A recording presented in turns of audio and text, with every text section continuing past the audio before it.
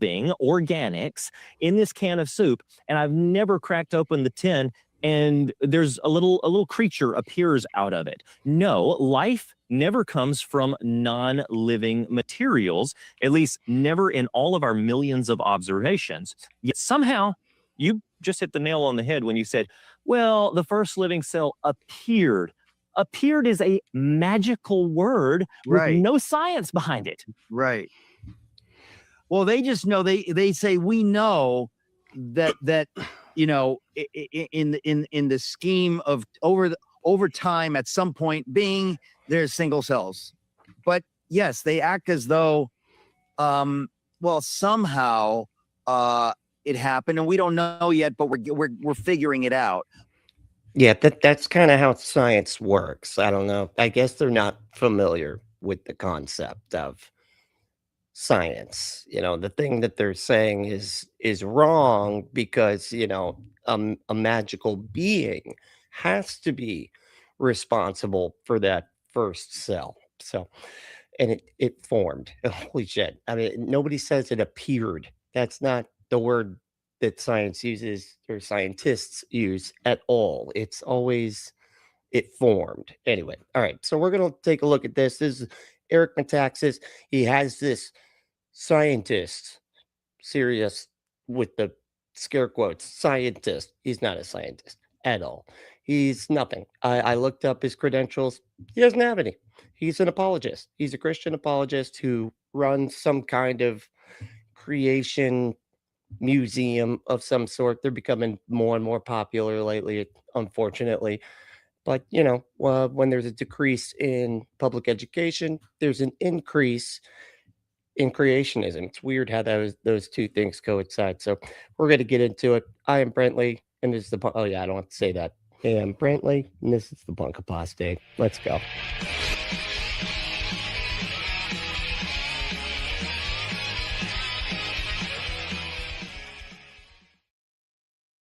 All right, let's jump into this. These geniuses here talking about stuff.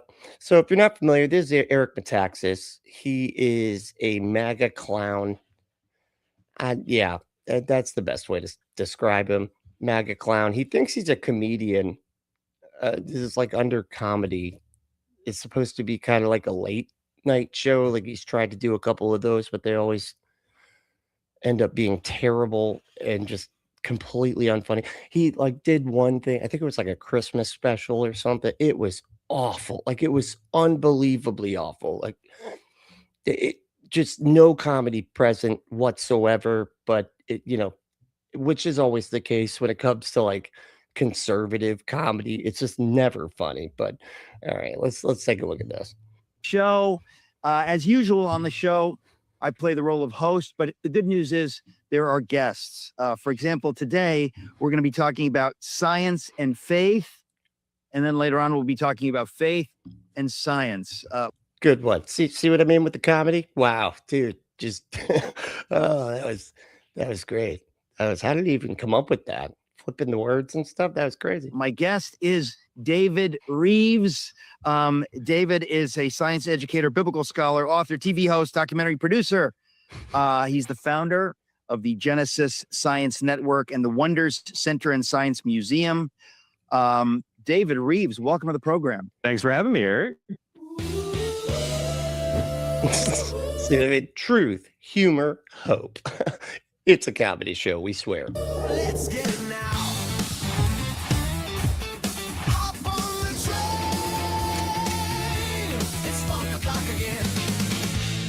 You know, I love talking about this stuff. I can't get enough of it. I wrote a book called Is Atheism Dead? Where I deal with faith and science. And it's something that has a... If you're drinking, him mentioning his book, I think would probably be the best cue to take a drink. Just be careful, you might die. Obsessed me. We're turning it into a TV series. And You're turning a book about atheism being dead into a TV series. Okay. I am fascinated by how science is effectively proving God. Every single day, there's more evidence. And it's not sort of evidence. It's like open and shut. It's embarrassing, I think, for people who really want to be atheists, at least if they dare to look at it. And a lot of the evidence, If we dare to look at it, I'd be happy to look at it. You haven't even mentioned. Okay, I mean, let's see if they mentioned like any of the specific science, because they always do this. There's science lately is proving God, and you're like, and they're just like, yeah, it is, and then you're like, okay, but like how? The science, all of it, just all the time, yeah, just constantly proving God. No, like what's the specifics? The science, it's specifically science is proving God. Like Jesus Christ, man. I guess, which is what I want to talk to you about, has to do with, I guess, what we call fine tuning. That you look at something, and we now have the ability via science to say there's not any way that could have happened randomly. Not the odds are zero, effectively. It looks designed. That's right there is your main thing. It looks designed to you. You are evaluating it and saying it looks designed, but that doesn't mean anything. You need to demonstrate the designer in order for it to be designed. It can look designed, and the humans see things because like we see design and stuff because we designed stuff. That's part of like something humans do a lot. So like we see design in everything, you know? It's like we're creative creatures. So you say that we're living in a moment in history that we could describe as the age of design. So say what you mean about that. You know, throughout the ages, we have gone through these different ages, whether it was the Industrial Revolution or whether it was the age What's up, Michael? How we doing, dude? It's good to see you. Thanks for hanging out. of Enlightenment or the Renaissance or whatever it might be. And through those, great science was accomplished, and we discovered incredible things about the universe around us, and we discovered incredible things about life in general. But I believe at this point we are living in an age of design, the age of design, where everything, all modern scientific discoveries, the cutting edge research, Eric, I'm talking about the things that are hitting the headlines every single day on media sources. Those are all pointing to not just complexity, no, ordered complexity, which is something that we like to call design. And design typically implies that there was a designer involved. No, like, a designer is what implies a design. Like you need to demonstrate the designer first. You can't just look at something and say it's a design. But like, listen to what he's saying. All of the headlines, like, oh man, it's like every headline. Like, can you share to mention? Like, do you care to mention like one? Just one. Like, and of course, no, nothing. Just all the headlines are just proving every day that it points to God. How? Which one? Where? Like, what are you talking about? Well, so give us some examples of this, because I think that That'd be wonderful. Yeah, let's hear some examples. oftentimes when I talk to people about this, they want something to sink their teeth into. So what do you mean by that, right? Because I understand, but for folks who maybe are not as aware of this. Well, Eric, you mentioned the fine-tuning argument, right? We could go to a universal scale and we could look at how all of the universe appears very carefully crafted, so carefully crafted that in the midst of a massive galaxy that we call the Milky Way, we just so happen to be in between the Sagittarius and Perseus arms, nestled in the perfect spot. If you were to look at the center of our galaxy, the core, well, it's thought to contain a massive black hole, which means that anything that passes the event horizon is gone forever. So what's the design for that? Like what's the point of the black hole in the center of our galaxy? Like what is the purpose of that, man?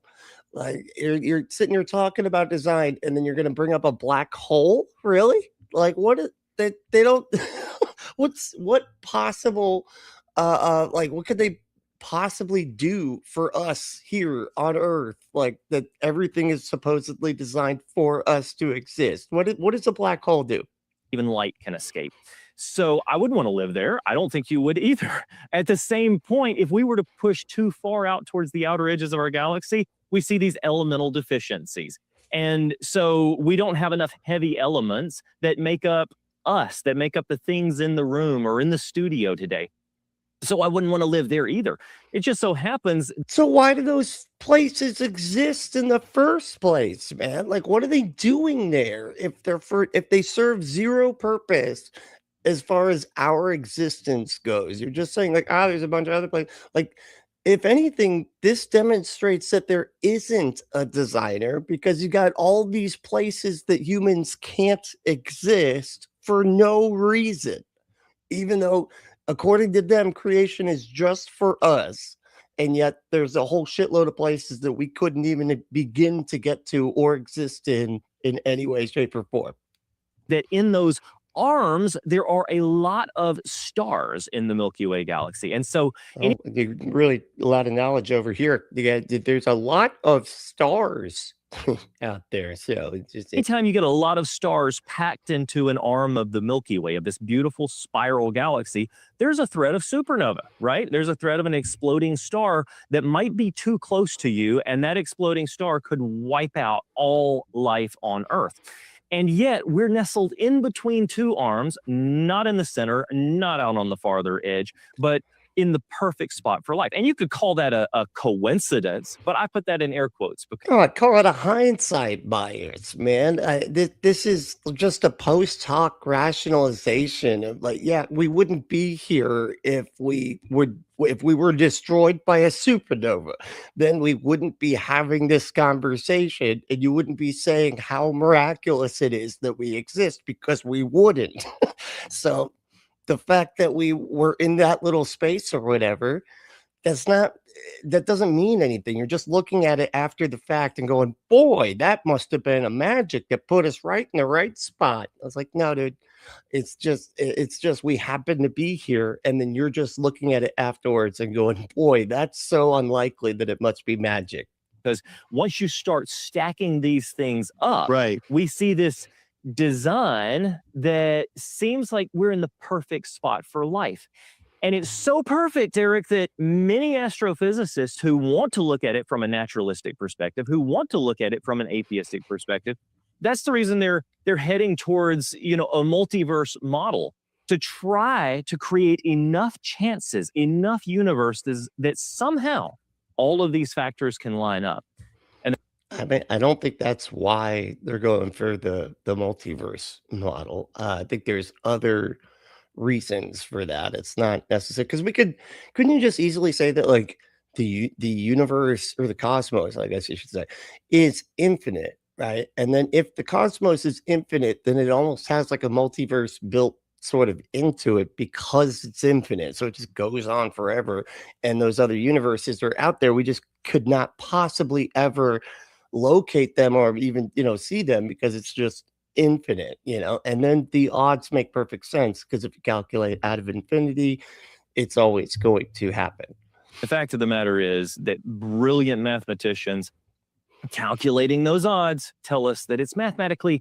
What's up, Lake of Fire? How are you doing? I'll go. What's going on? It's good to see you, dude.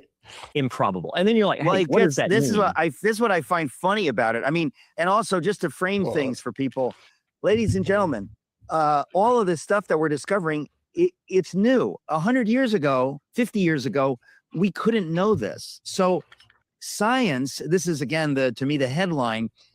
We've been all alive at a time where people have been saying, I've heard it my whole life, that the more we learn from science, the more evidence we have to show why we don't need God. And exactly the opposite has been happening. The more science learns, the more it sees things that are shocking that we could not see before. So what you just described. Dude, but you're not naming anything. Okay, so the example of the quote unquote science headlines that have been demonstrating that God is the most reasonable explanation is what, that we haven't gotten hit by a supernova because of where we're located. Really? That's the headline? Come on, man. Do you have anything else? You need another example. This is sad. David, about, where our planet is in the galaxy. Normally, I guess people would have thought, well, what does it matter? We now know it matters. We now know that it just happens to be in the ideal place, and it goes on and on. But what does that mean? Because we move, right? Like, we're not just in one place, dude. Like, our planet is orbiting the sun by a vast distance. So clearly it's not that perfect. Otherwise, we'd have to sit still. So, I mean, just the fact that we're orbiting, like, just demonstrates they don't know what the fuck they're talking about. And we get closer and further away from the sun. So it's not that whole, like, oh, we're so in the perfect place. So we're like, if we would be just like an inch closer to the sun, we'd burn up. And if we were an inch further away, we'd freeze. None of that's true. We get further and closer and further away from the sun, like, throughout our orbit by like hundreds of thousands of miles. So it's not that we're in this like little tiny pocket that's like this perfect place. Like, unless you're talking about like fucking light years worth, like, oh, we're in like the 10 to 15 light years worth of perfect space. Come on, man. On and on from there. The size of the planet, the other planets around us in the solar system, all of this stuff, which even 100 years ago or less, we couldn't have known the significance of it. Because of science, because of the march of science, more and more and more, we see that it looks like everything was designed perfectly so that we could exist. And yet we like are on a planet that was made just for us, and yet we can't even inhabit more than 11% of it. The planet that was made just for us, we can't inhabit the whole thing. And and and one reason is because it's majority covered in water. 3/4 of it is water, or 2/3 is covered in water. And then we can't even drink the fucking water, even though we need to drink water to survive. So, I mean, talk about like it's absolutely not made for us. We have to fight to survive, dude. Like, and if we didn't survive, we wouldn't be having this conversation. Again, there's a delicious irony in this, that people that are materialists, what do they do? And we know some of what they do is they just kind of make up crazy theories like multiverse theories, but it's gotten very embarrassing for people who they don't want to follow the science. Let's be honest. They're not. How has it gotten embarrassing, dude? You just keep saying this stuff, but you don't demonstrate like any of the actual science. You're talking about stuff that y'all have been saying since the beginning, since I was a kid. Y'all were saying these exact same arguments. And yet the whole point of this conversation they're having is that the modern science is demonstrating every day. The headlines, name a headline that proves that God is like reasonable as like an explanation for this stuff, because you haven't said any. True scientists. Well, Eric, people tell me all the time, you have to follow the science, and we've heard that parroted for the last several years. Follow the science, to which I emphatically reply, yes, you can follow the science, but don't follow the scientists, because scientists are taking raw data, they're taking science, and then they are interpreting it. And if they decide to interpret it in a way that points towards naturalism, well, then they can figure out a way to manipulate the data. They can figure out a way. So the science, see, oh my God, dude, it's so crazy. Their whole thing is that like all the science, it's like they're contradicting themselves like already. Their whole thing is that science, all these breakthroughs in recent days, I mean, they're talking about like this past year and maybe like last year or something. It's the way they're making it sound. It has like all these breakthroughs in science and everything, right? And then the same like video here, they're like immediately they're like, yeah, but you can't listen to the scientists because they're manipulating the facts. Well, which is it, man? Your whole point is that the scientists are proving God, but then you're also saying not to listen to the scientists. So which is it?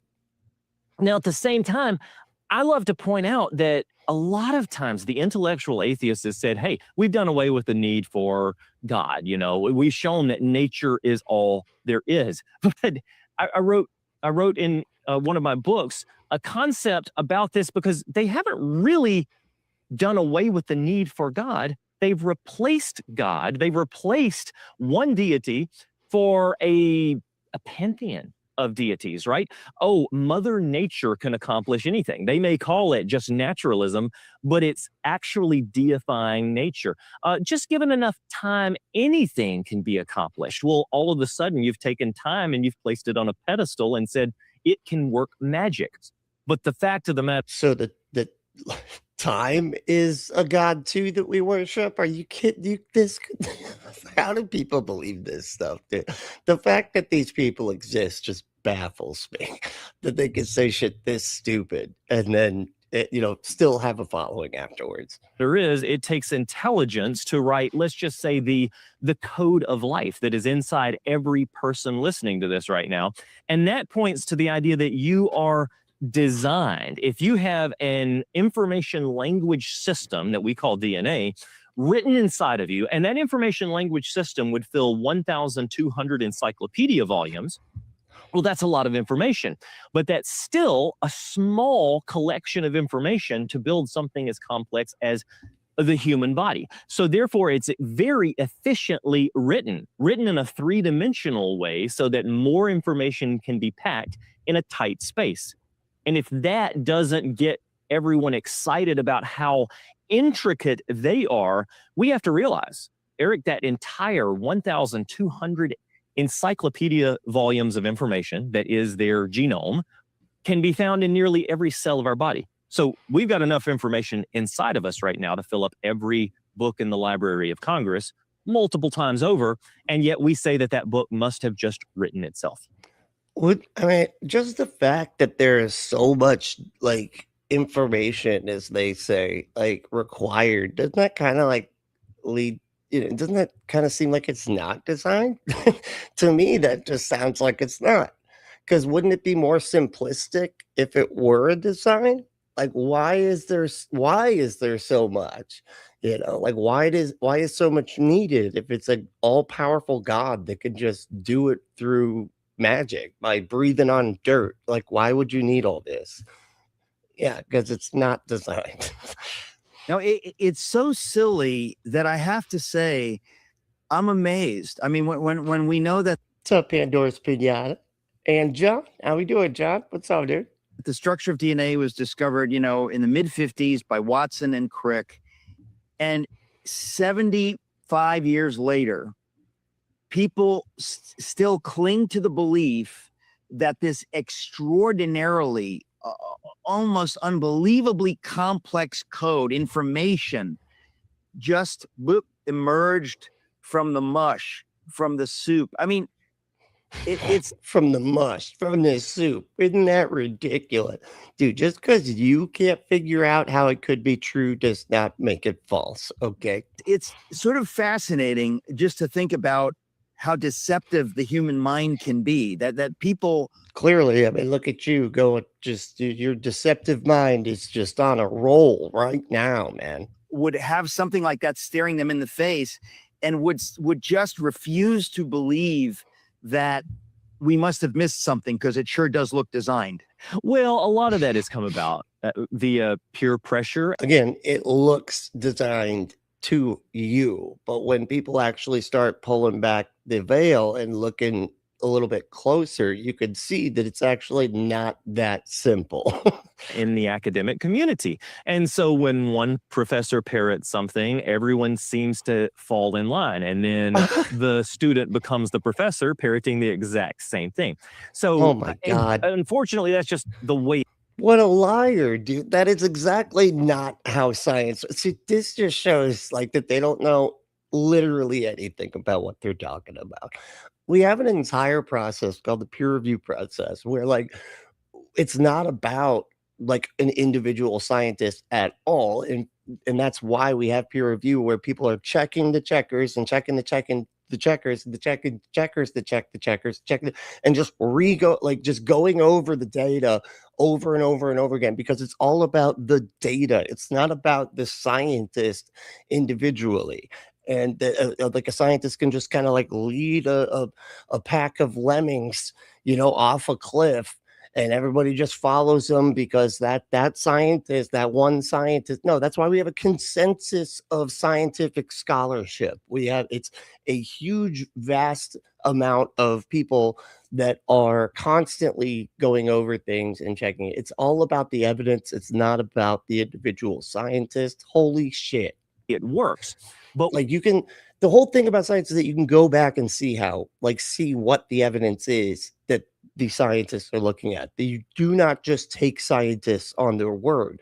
That's the whole point of science, is that you always go back and look at like why they say what they're saying. And yeah, it's just absurd. when all of science, when all discoveries in the modern scientific world are pointing to the idea that you Ember, what's going on? Ember, how you doing? Hell yeah, it's good to see you. That's so cool. And Deviant Outcast here. What's going on? are designed, and that's what my colleagues and I have been working on, this age of design concept. We have to take a second look. It's time to rewrite the book. It's time to stop parroting what our professors of 3 generations ago told us in biology class, and instead say, perhaps there's another side to the story, and perhaps we should be open-minded enough as scientists to not be stuck in this little box of naturalism and humanism, and instead say, what if there is a grander purpose behind it all? Actually, that points back to science, because the very fact that the origin of life issue cannot be answered scientifically, the origin of life, the origin of matter, those types of things can't be answered through scientific means. Those things actually... What the hell are you talking about? They can only be answered through scientific means, and we're like very close at getting to the origin of life. Like, we understand the way that the proteins and whatnot, the way they self-assemble, which are like the building blocks of life, and they self-assemble. There's just like 2 issues that we have that, you know, are kind of like just 2 little puzzle pieces that we haven't fit in quite yet, and that's it. And we're almost there. I mean, you give us a couple, I don't know, I want to say like what does Forrest Falkai say? He said like maybe a decade, not even, and we should have those answered as well.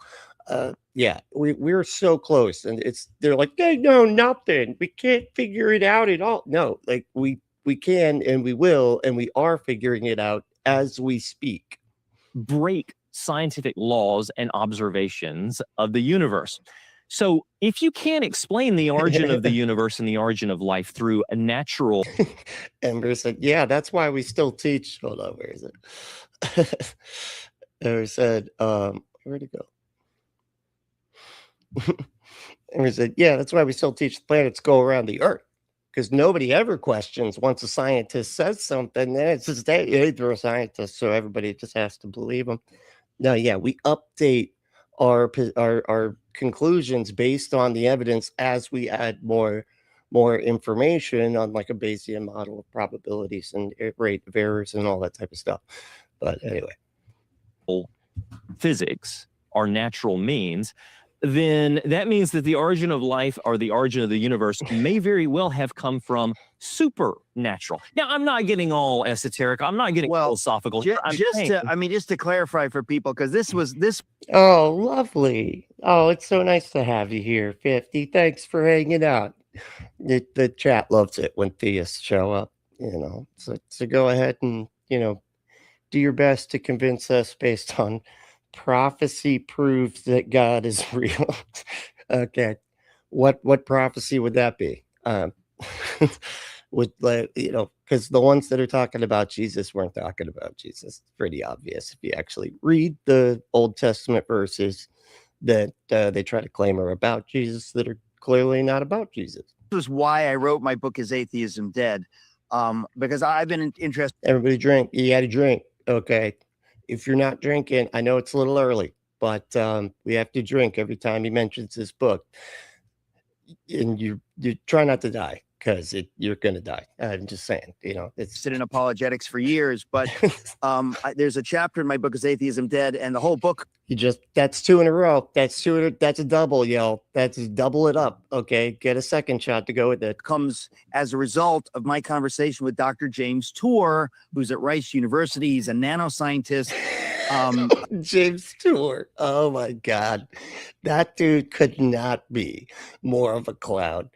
To which Professor Dave has done an excellent job just destroying that guy a lot of times in front of people, and that man has gone completely insane because of it, and just did everything he could to try to get the videos taken down and all this other stuff. It's so funny, dude. Holy shit. Yeah, go check out Professor Dave versus Tour. It's hilarious. A brilliant, one of the greatest scientists in the world. I mean, you're an idiot. Holy shit. I don't think that's debatable, but I remember having it's debatable.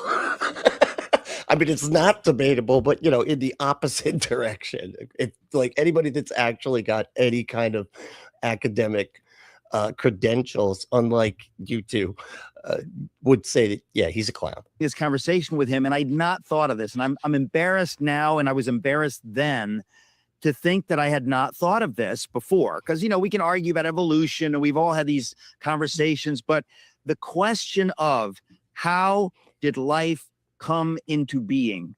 Any scientist will say, most scientists will say, oh, we know 4 billion years ago, single-celled life appeared. We know that. What's up, Dave? How we doing, dude? It's good to see you.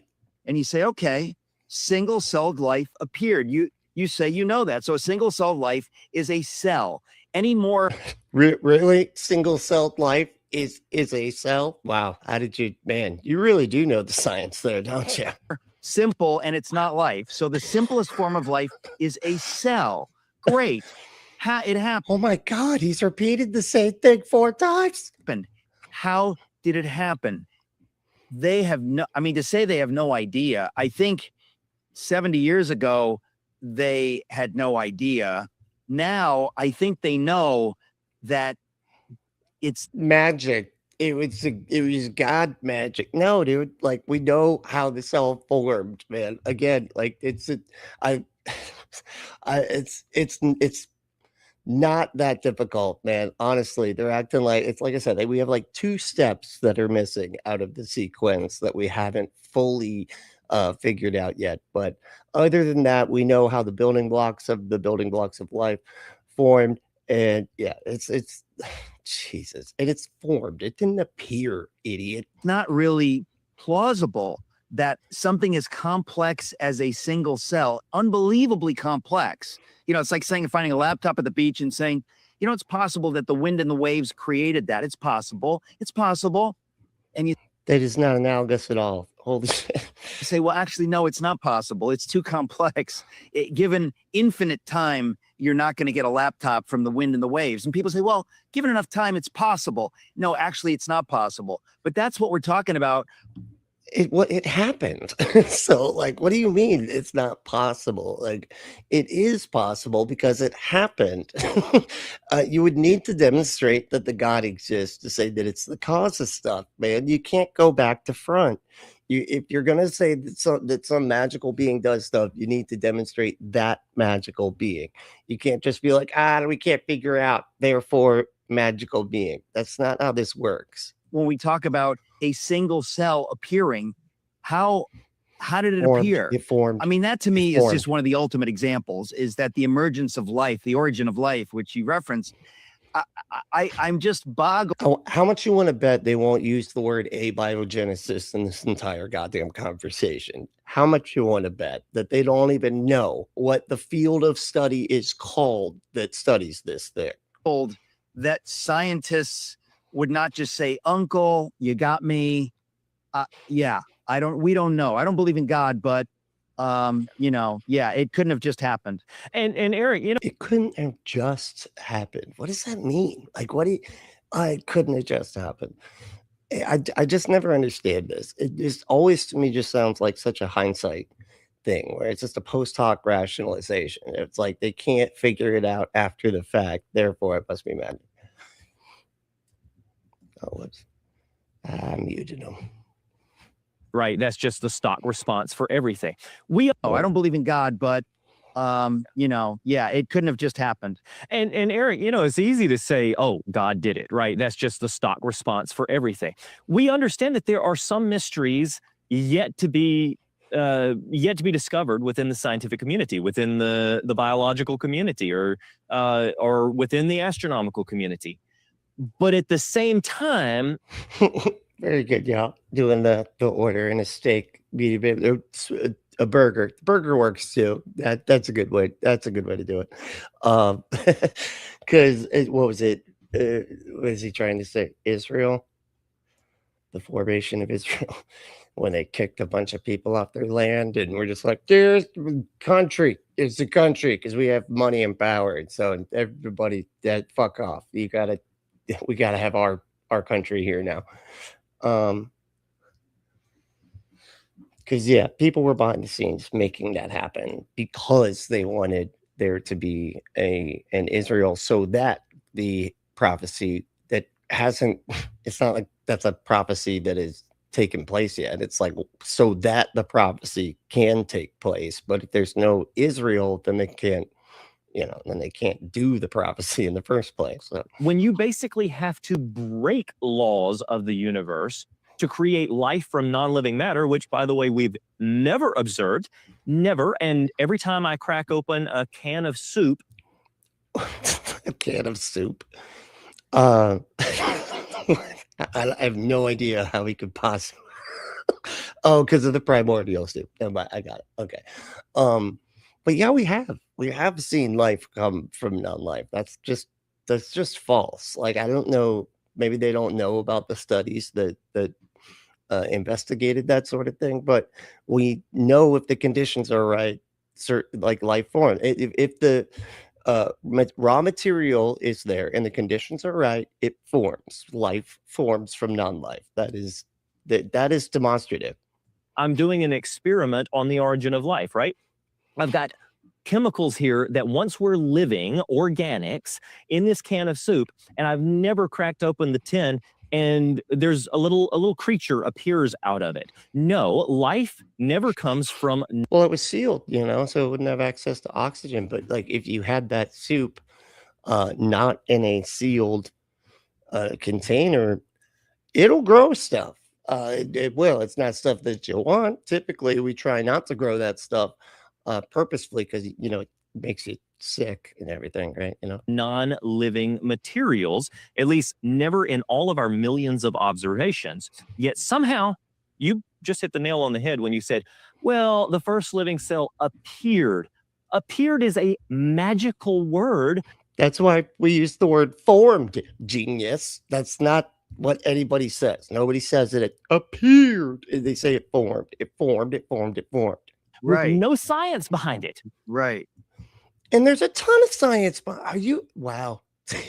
This is just like a case of just, I looked at the science and it had nothing. It had nothing. Look, I'm looking right now. No science. It's just all a big nothing burger. No science anywhere. Yep. Can't see it. It's like, dude, you're not looking. If you seriously think this, you're not fucking looking. Well, they just know, they say, we know that in the scheme of over time, at some point being, there's single cells. But yes, they act as though somehow it happened, and we don't know yet, but we're figuring it out. But what James Tour, and if people want to read about this, they can just read, I think I wrote 1 or 2 chapters in my book, Is Atheism Dead? But I mean, it becomes really clear that the more we've looked into this since the famous experiment, the Miller-Urey experiment, University of Chicago, 1952, since then, the more we've looked into it, the more we know. Pamela Anderson is pretty phenomenal. Oh my God. Did you see that one? Barbed Wire? Oh, yeah, that's a good movie. That's a rewatcher for me. It's right up there with Jurassic Park and Indiana Jones. You can't really, proteins can't assemble themselves. We've figured it out. They can't have. Yeah, they can. Like, where are you getting any of your information, dude? Like, you're just flatly wrong just across the board now about literally everything. We've literally seen them self-assemble in space. That's how like well we've investigated this. It's like, again, he's just covering his eyes and then saying, we looked everywhere for the science, and it's nowhere does it say that the proteins form. We know how the proteins form. But there's still people clinging to this, still people trying to get funding to show how something as infinitely Aunt Jer, what's going on? How you doing? It's good to see you. complex as a single cell of life could just happen. You know, here's the thing. There are people hungry more than ever to learn the truth behind real science, real scientific discoveries. And that's one of the things that we've been tackling so hard at the Wonder Center and Science Museum. It's the Wonder, what do you got? The Wonder Center and Science Museum. It's just all the same. Oh, are those two different places? Or, I mean, I hope those are two different places. I hope it's not called the Wonder Center and Science Museum. That was funny. Well, over here is the Wonder Center. We only it's wonderful. It really is. That's the way everybody describes it. opened 2.5 years ago, and I was so frustrated by walking through science museums all around the country and all around the world, whether I was on a speaking tour or whether I was doing filming in Great Britain or whatever the situation might be. I would always walk into the local science museum. Hey, y'all, wait, come on, keep it civil here. Like, I get that you get mad that we don't believe in your God or whatever, but like, can you not be a dick? Jesus, it's not that difficult. And I would see 95% real science. And then there would be that 5 to 10%. It's stuff that I have already decided that I want to believe that there's no evidence for, that the science just doesn't validate, and I reject that. Religious dogma attached. And that is that what is classically known as the atheistic perspective, but the atheistic perspective is not doing away with theism. Wait, he's trying, wait, are you trying to call atheism religious dogma? Are you kidding me, dude? Atheism is the lack of a belief in a God, dude. You don't get to act like that's some kind of faith in something. Like, it's just not believing in this particular kind of magical being. Like, that's not a religion. That's not a dogma. You would need to, like, it's just us, like, somebody says that something exists and we're like, yeah, I don't think that's true. And you go, that's religious dogma. You saying that you don't think something is true. And you're going to call that religious dogma. That is absurd, dude. Not doing away with God. It's simply rejecting the God of the Bible in replacing it basically with these other gods or other magical supernatural deities. So I said, why in the world couldn't we have a science museum that has 100% good science? You could walk through it as a skeptic. You could walk through it as an atheist. You could walk through it as an agnostic. And I highly doubt that. You would enjoy that museum. Oh, I'd enjoy it. Yeah, but I'd enjoy how silly all of your claims are. Like, you know, similar to the Answers in Genesis museum, where they have people riding dinosaurs with little saddles on their backs, and they would act like that's the legitimate science. It's fucking Flintstones shit. But at the same time, we also share a perspective of design. And so 2.5 years ago, we opened up the Wonders Center and Science Museum just outside Oh my God, it is all the same thing. That was an argument right there. That's what that is. One person had Wonders Center and another person had Science Museum. And they were like, no. And they're like, all right, fine. We're going to put it all together. We're going to do the Wonder Science and the Wonder Center and Science Museum. Nashville, Tennessee. I was just going to ask you where that is. So when you say outside Nashville, what part of outside Nashville? Dixon, Tennessee. So it's 30. Yeah, technically Florida is outside of Nashville. So, you know, I'm just saying. 35 minutes due west of downtown, right off of I-40. It's over 100,000 square feet. And that makes it the largest science. He's a timeout. He can't respond. Museum in Tennessee. But guess what? It's also the largest science museum in the world from, let's just say, a Judeo-Christian perspective. I had to think about this for a while before we opened, because I was like, Well, is it the largest science museum in the world Oh, is it Dixon? That's where NanoCom was? No shit. Hell yeah. That's awesome. from a faith-based perspective? And then I said, no, every science museum has faith in something. It's Yeah. just the agenda is being pushed from an atheistic perspective. So What? No, see, this is where they play with the definition of the word faith. I mean, it's just an equivocation. They're changing what the word faith means. They bounce back and forth between like holding to a particular belief, irrespective of the evidence, as the same as having confidence in a claim with evidence. Like when somebody says like I have faith in somebody, like I don't mean that I have religious faith in somebody. I have faith that they can do whatever it is because I've seen them accomplish other stuff in the past and I have evidence to suggest that they will accomplish this. And so I have faith in them. But like, that's not what he's talking about here. we have been astounded because we have families coming in from all over the world where there are kids' hands-on activities or dinosaur dig pits or full-size 55-foot-long dinosaurs or actual meteorites that fell from space. We have NASA memorabilia, collections from friends and colleagues of mine who spent 2 years on the International Space Station. We have a planetarium that ranks top 10 in the world based on size and technology. Based on size and technology, not on good science. So not on the actual science, just on the size and technology. Whatever the fuck does that mean? Of over 4,000 planetariums.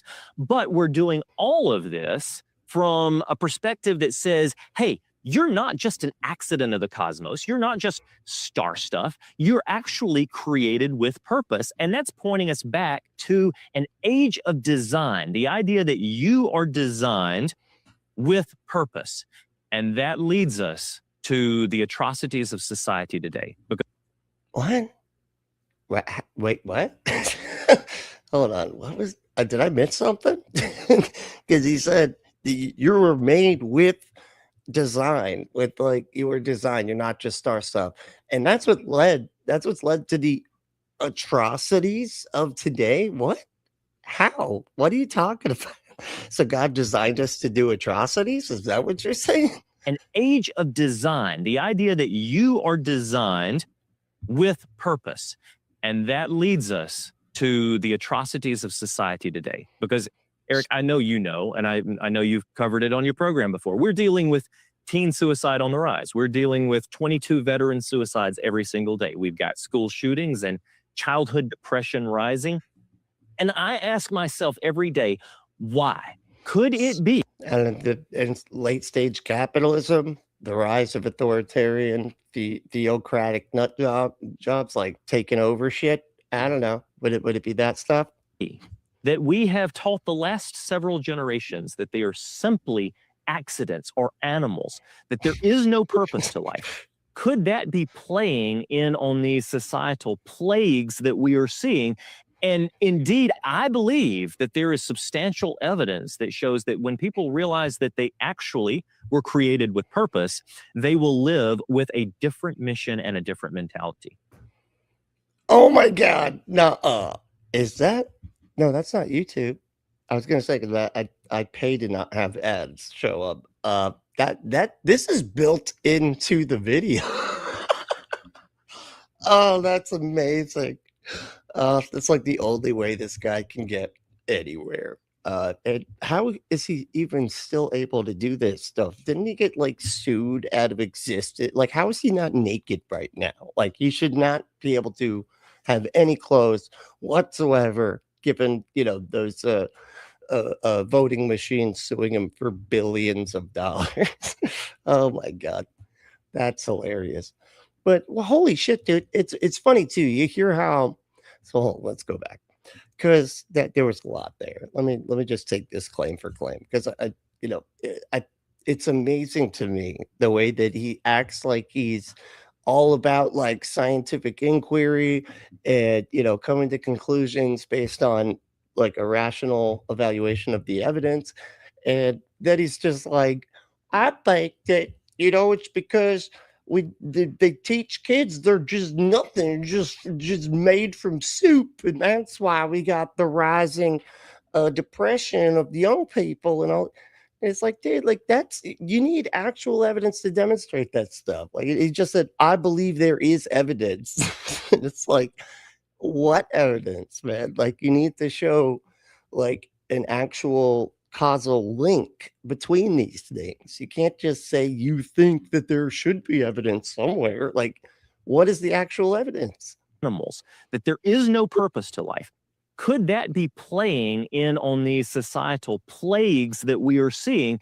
And indeed, I believe that there is substantial evidence that shows that when people realize that they... I believe there's substantial evidence. I'm not going to demonstrate it or, even tell you what it, like where to even look for it or anything, but I believe it's out there somewhere that proves this. It's like...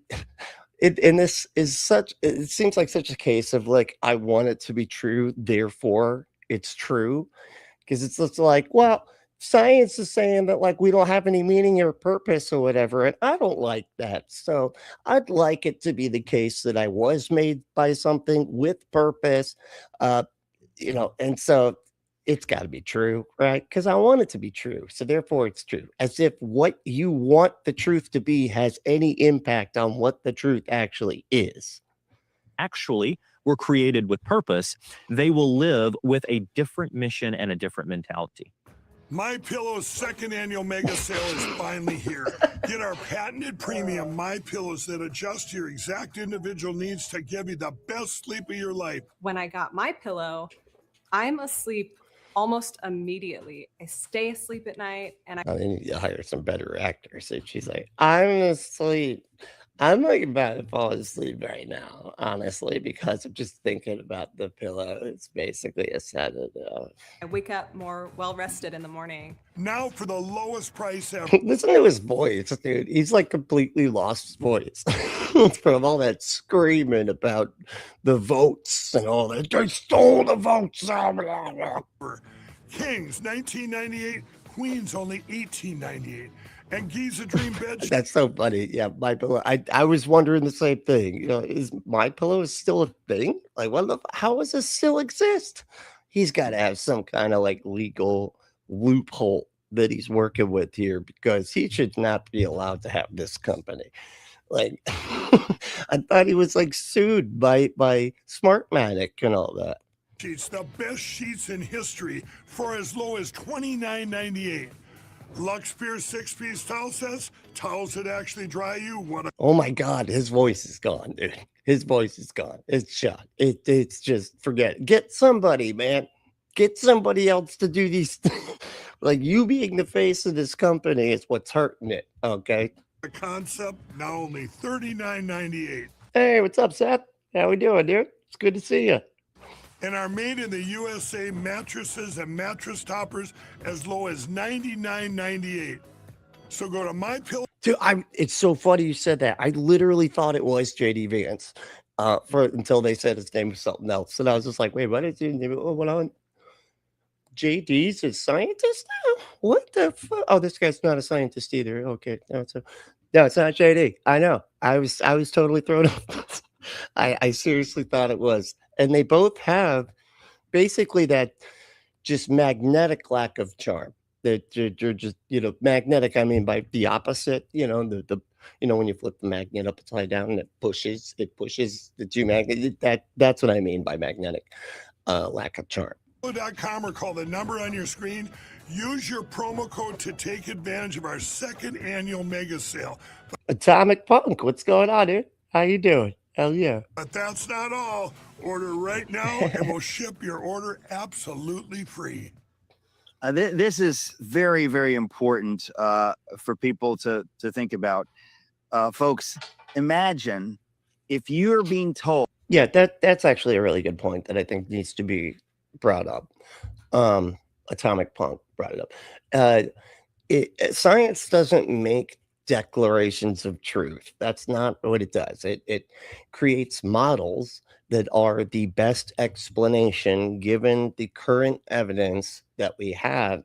and you're constantly, reevaluating those models to update them to match the current level of data that we've got for whatever the scientific inquiry is. But like that, yeah, it's not like, oh, this is a scientific fact. Technically there are no scientific facts, because we can always be mistaken about something. But because science has a updating mechanism built into it, it's always the best explanation at the moment that they got it right then, whatever. Like it's constantly reevaluating, which is what makes it so great.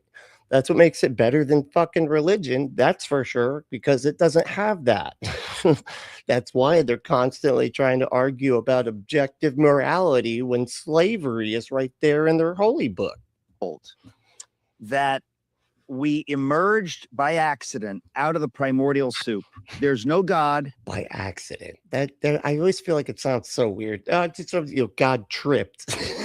Universe. Whoops. Okay, that was accidentally made that shit. Okay. Which would honestly be like, if there were a God, that'd be the most likely way that this universe got created, was by accident. You like drop something. But no, it's not an accident. That's just such a weird way to say it. It's unguided. By accident has like kind of a built-in assumption that there is a right way to do it, and it was done wrong. That's like that's why I think the word accident is kind of, just dishonest. Your life has no meaning. What's up, Tori? How we doing? It's good to see you. Hell yeah. You're not special. You're no different than an amoeba or a plant. It just appears that way. Magnetic glycocharm is a descriptor for JD Vance. Is a pretty accurate one, in my opinion. I would say, yeah, that dude. It's almost as if Trump wanted a vice president that would ensure nobody would take out Trump, because the guy that would replace him would be so bad that nobody would want it. It's just a way to kind of, protect his life there, whilst also being the worst human alive, barely alive, but still alive. But in fact, there's nothing special. You're not created in the image of God. There is no God. You're just what you are, and when you die, that's it, and that's the story. And we're just being truthful. That's that. If you're taught that, now, by the way, none of that is true, but if you're taught that, yeah, that's what's taught. That's what's taught by teachers.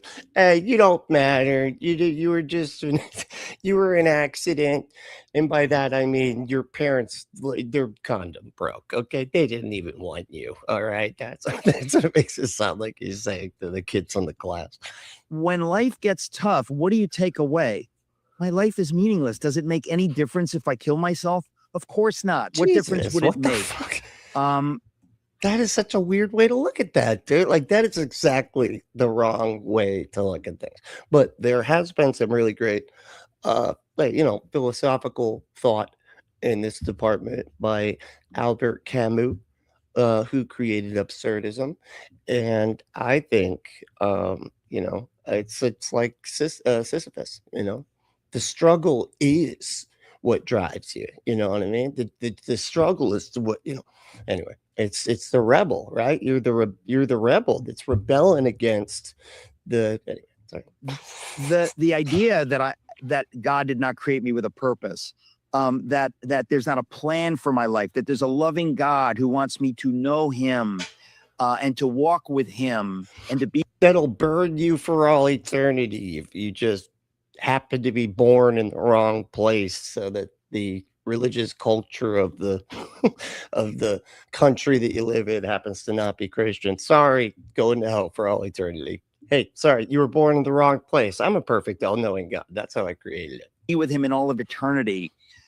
If you don't know that, if you're being taught this other thing, Miss Non Sequitur, how we doing? What's going on? It's good to see you. Hell yeah.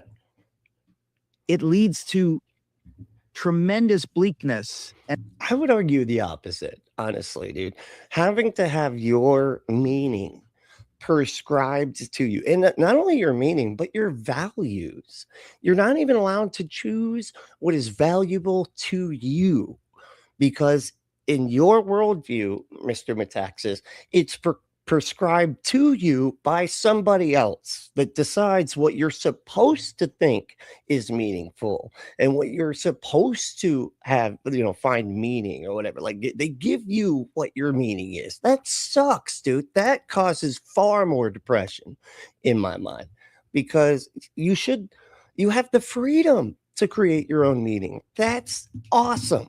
That's what you have, so much freedom. It's like the possibilities are literally endless for everything you can do and be, and it's incredible. It's so much better than what he's saying. But this is the way they spin it, so that they can get people to be like, oh yeah, you're right. I gotta have you tell me what my life should be and what it should mean. It's just, and it all boils down to a tool for authoritarian control, so that they can tell you what you're supposed to be doing and everything. And you can never question authority, because, hey, God gave them the authority, so shut up. They can't possibly be corrupt and just, selling off our entire government to the highest bidder and paying for pardons and all this other. Shut up. Don't criticize them. God put them in authority. Don't ever criticize. And hopelessness. And that's just what you're saying, David. It follows logically. And so even if people aren't saying it, even if they're not spelling it out the way I just did, they just say nothing. In your moment of doubt and pain, where's your brain going to go? It's going to go to, hey, I got to figure this out. And if I actually believe in myself and my ability to tackle life's difficulties, then I, can grow that confidence that I earn through making it through difficult things in my life. Like that's how you look at it. Saying like, oh, I can't do anything. I'm a broken piece of shit that was born a broken piece of shit, and I just have to say I'm sorry to a sky wizard, and that makes it all better. Do you think people are going to succeed in life more from that perspective? That's the depressing perspective. Nothing special. Yeah. Folks, science it shows us, and the Bible shows us, you're more than. You can't put both those things in the same. Science shows us, and the Bible shows us nothing.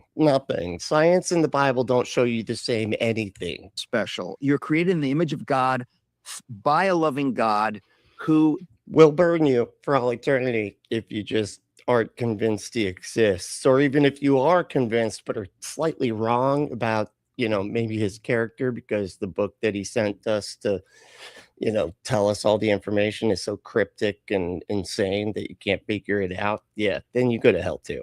Desires you to be in existence and for you to exist with him forever. Yeah, that is beautiful and hopeful. And when things get tough, if that's true, boy, it's different. So it is amazing, David. It's different. God, he can't even bring himself to lie. Just, it's different. How what you believe on this stuff really matters. And I know that's an important thing for you. Yeah. Now, I just got to ask your story. Wow. It's like he's saying nothing, dude. He's like, what you believe on this really matters. And I know that's important to you. Were you raised in the faith? How did you end up pursuing this line of work that you're in? When I was 7 years old, I received the Lord. Absolutely. So it's 7. It's like at 7 years old, I weighed the options and I was like, you know what? God, that's right. My 7-year-old brain figured out the absolute truth of the universe right there. That should show you that religion is bullshit. The way people figure it out when they're like 6 and 7 years old and then maintain that belief as they get older. And they're like, yeah, the 7-year-old me had it figured out. I was raised in a Christian household, but at 8 years, but I eventually also decided that the older me brain reevaluated it, and turns out that I was actually right the whole time. Years old, I started picking up fossils in my backyard and realized that every fossil tells a story. At 16 years old, I started looking through a telescope at galaxies. I don't know why, but I'm just imagining a fossil just like, hey man, so anyway, there was this one time that once upon a time there was a fossil came down, the fossil came down and galaxies that most people had never had the opportunity to see for themselves. And I said, wow, what if I could take a photo of these galaxies, of these nebulae, of these beautiful structures in space, and share them with my friends? And so at 16 years old, I started connecting cameras, primitive techniques to try to connect cameras to the back of these telescopes and get a photo of space, astrophotography. At 16, I took a picture of the Great Orion Nebula. Hey, Cosmic Kyle does that sort of thing. And I bet his pictures are way better than what you had at 7 years old. How old was it, Kevin? How old did he say? 16. Sorry. Thank you, Kevin. Appreciate that. Which, by the way, Orion, the constellation, is mentioned multiple times in the Bible, in Amos 5, Job 38, Job 9. But this well, it was the constellation was mentioned in the Bible. The Bible must be true. beautiful little cloud in the constellation Orion. It's called the Great Orion Nebula. It has a trapezoid-shaped structure of stars right in the center, called the trapezium. He is. Yeah, he is saying that he invented astrophotography. You don't see his name when you look up who invented that? Where those stars are so bright that they light up the entire nebula, the dust cloud, Latin for cloud. And I looked at that and my jaw hit the floor. And I said, I've always seen these pictures in Sky and Telescope magazine. I've always seen the Hubble space photography, but I did not assume that a 16-year-old kid like me would ever be able to take something so beautiful, so close to what I've seen in the magazines. And then the second thing that hit me, Eric, was Psalm 19, which states that the heavens declare the glory of God. So I got to thinking about that. I'm like, wow, it's almost like the heavens are shouting out. The design that we see in every galaxy is shouting out that there is a grand designer, that we are not star stuff, the result of some act. We literally are star stuff, though. That's like we are literally made up of the same stuff. What are you talking about, man? I mean, before he said we are not just star stuff. And to that, like, okay, that's fine. But now he's just saying we just are not that at all. And it's like, no, that's just false, man. But instead, we're made in God's image. And then the next thing that hit me was, why am I keeping this to myself? Drusilla, hey, Drusilla, man, what's up? How you doing? Oh yeah, it's good to see you. Why couldn't I use this as almost a mission field to use my love for astrophysics, my love for fossils, my love for science, and then say, and Dade's here. What's up, Dade? How we doing, dude? Hell yeah. So the heavens was just the sky.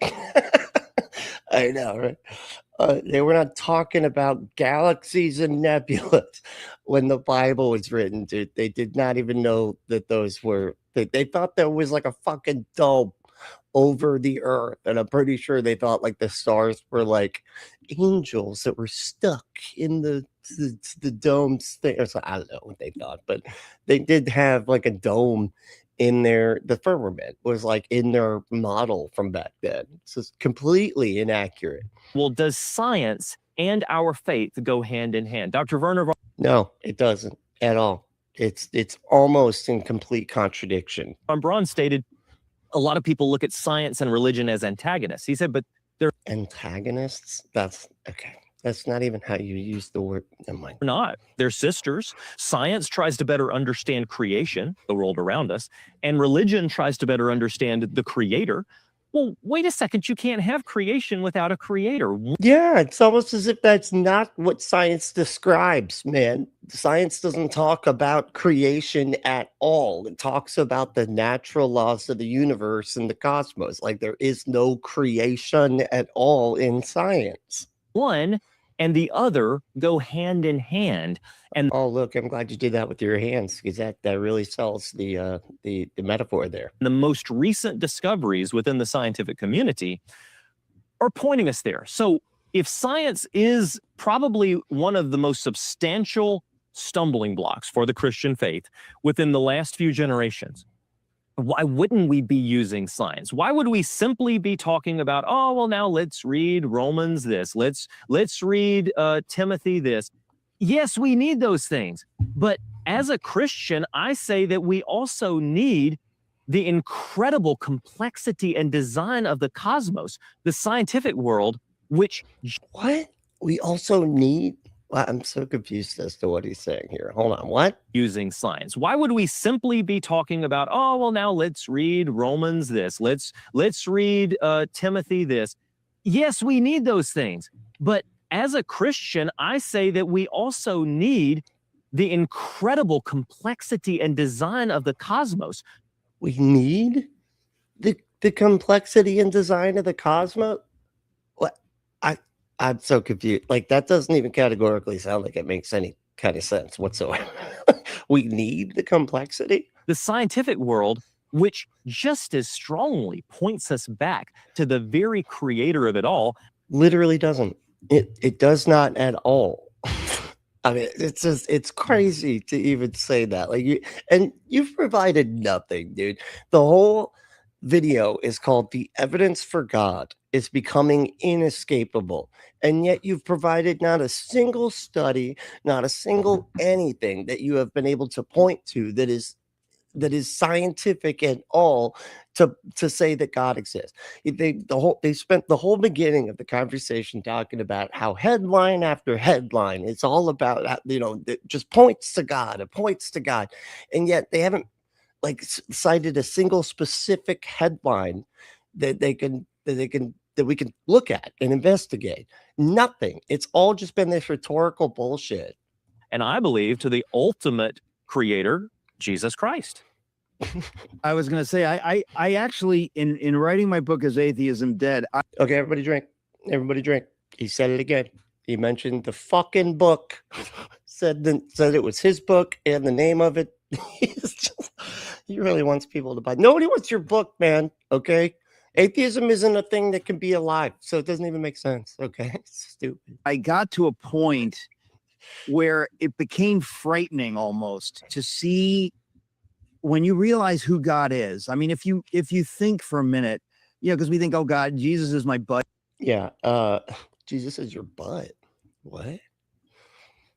I mean, at least your butt exists. I can investigate your butt. I'm not going to, but I'm just saying I could, right? Anyway. Dave said he keeps asserting that the universe was designed with no evidence of design, let alone its designer.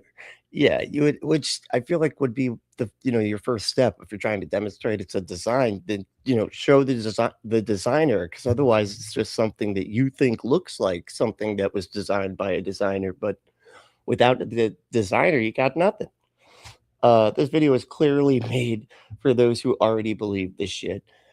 He's peddling. Nothing he's saying would edify a skeptic's understanding of his God. Yeah, at all. I mean, yeah. It's Eric Metaxas, the guy that thinks this is supposed to be a comedy show too, by the way. I don't know if anybody, not my show, his show is, I just did a whole thing about his butt. So, I mean, clearly this is a comedy show, but his is supposed to be a comedy show.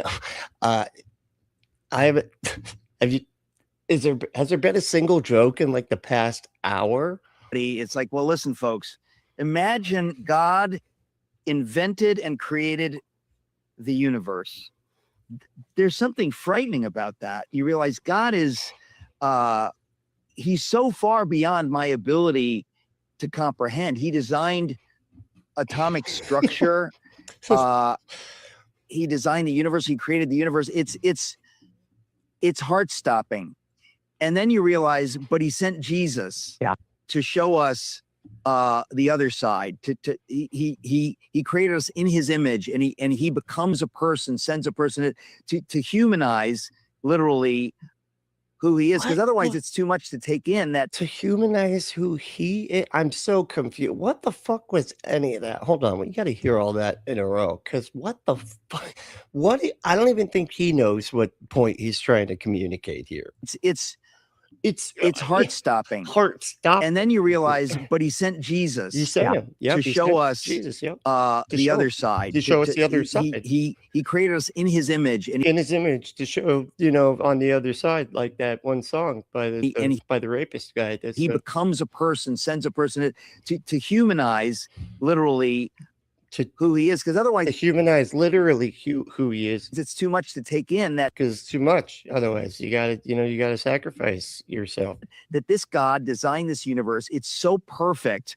I guess what amazed me as I was doing my research was the levels of, Oh my God. It's like he's just like, it's my turn to say things now. And then he just doesn't say anything. It's just a lot of words and nothing else. That's it. Just words. design. It's almost infinite, and it is, I mean, perhaps it is infinite, but it is just almost too much to bear. You think he created every single thing. You talk about the galaxy, the shape of the galaxy, the type, where we are in the galaxy. This is so nothing. Everywhere you look, there's design. The whole universe exists so that we could breathe air and worship God on this tiny planet in the middle of it all.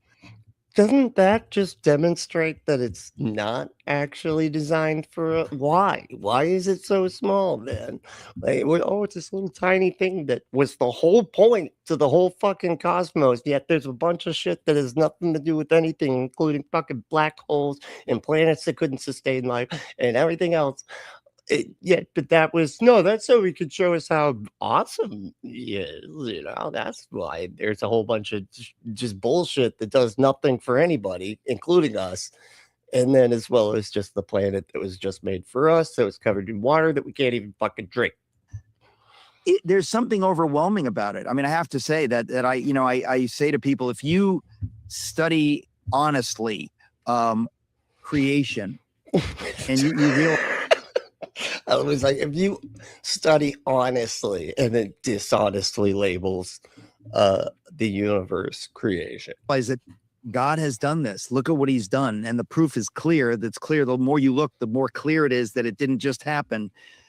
It's kind of overwhelming. So I agree with you that we're living in an age of design, that it's, I mean, and it's funny too, because like Dave's saying like how incredibly soft solipsistic, the hubris of just believing this was all made just for you. I mean, wasn't that the reason that what's his name got like killed? Because he was like, no, we're not the center of the universe, the sun is. And then we go around and they're like, how dare you say that we are not the center of the universe? Hang him. That's like what got him. It's like, and then he was right. We are not the center of the universe. In fact, our universe doesn't have a center because it's expanding, but becoming pretty much impossible. It was possible 100 years ago to just ignore really. You're right. I'm sorry. You can drink the seawater, but you just go insane and then die. To live in ignorance. But now that we have telescopes that can see certain things and we have microscopes that can see certain things, it always makes me think it's not funny, but I mean, it's kind of funny, but it's also not. There was like these people that got like, shipwrecked or whatever. And they were like on this raft, and it was like one of those like, oh, I survived. It was like one of those shows, you know what I'm talking about? And it kept talking about how like each person would get to this level of like insane like thirst or whatever and start drinking the seawater. And he's like, and then he just waited like an hour, and then they would start just talking completely insane. And he's like, I gotta go to the car. I left my keys in the car. And then they get out of the raft and they get eaten by sharks. So it's like, it's not funny. It's not though. That's very sad. Just I don't know, there's something. We are without excuse. Let's put it that way. And that's, again, a biblical term, Eric. And that's what we're seeing at the Wonder Center and Science Museum is an agnostic walks through. I'm sorry, I cannot stop laughing at that name. The Wonder Center and Science Museum. That sounds like something made up by Family Guy to just be like extra dumb. Or like the name of it, just sounds silly. Bring their 4-year-old child, right? And sometimes I get to, hey, Grand Theft Auto, about what's going on? How you doing? So logically, plop humanity in a fraction of the universe, and then on a fraction of the planet, he plopped the sun. Yeah, that makes sense. But it was all made just for us. The fraction of the fraction of the fraction.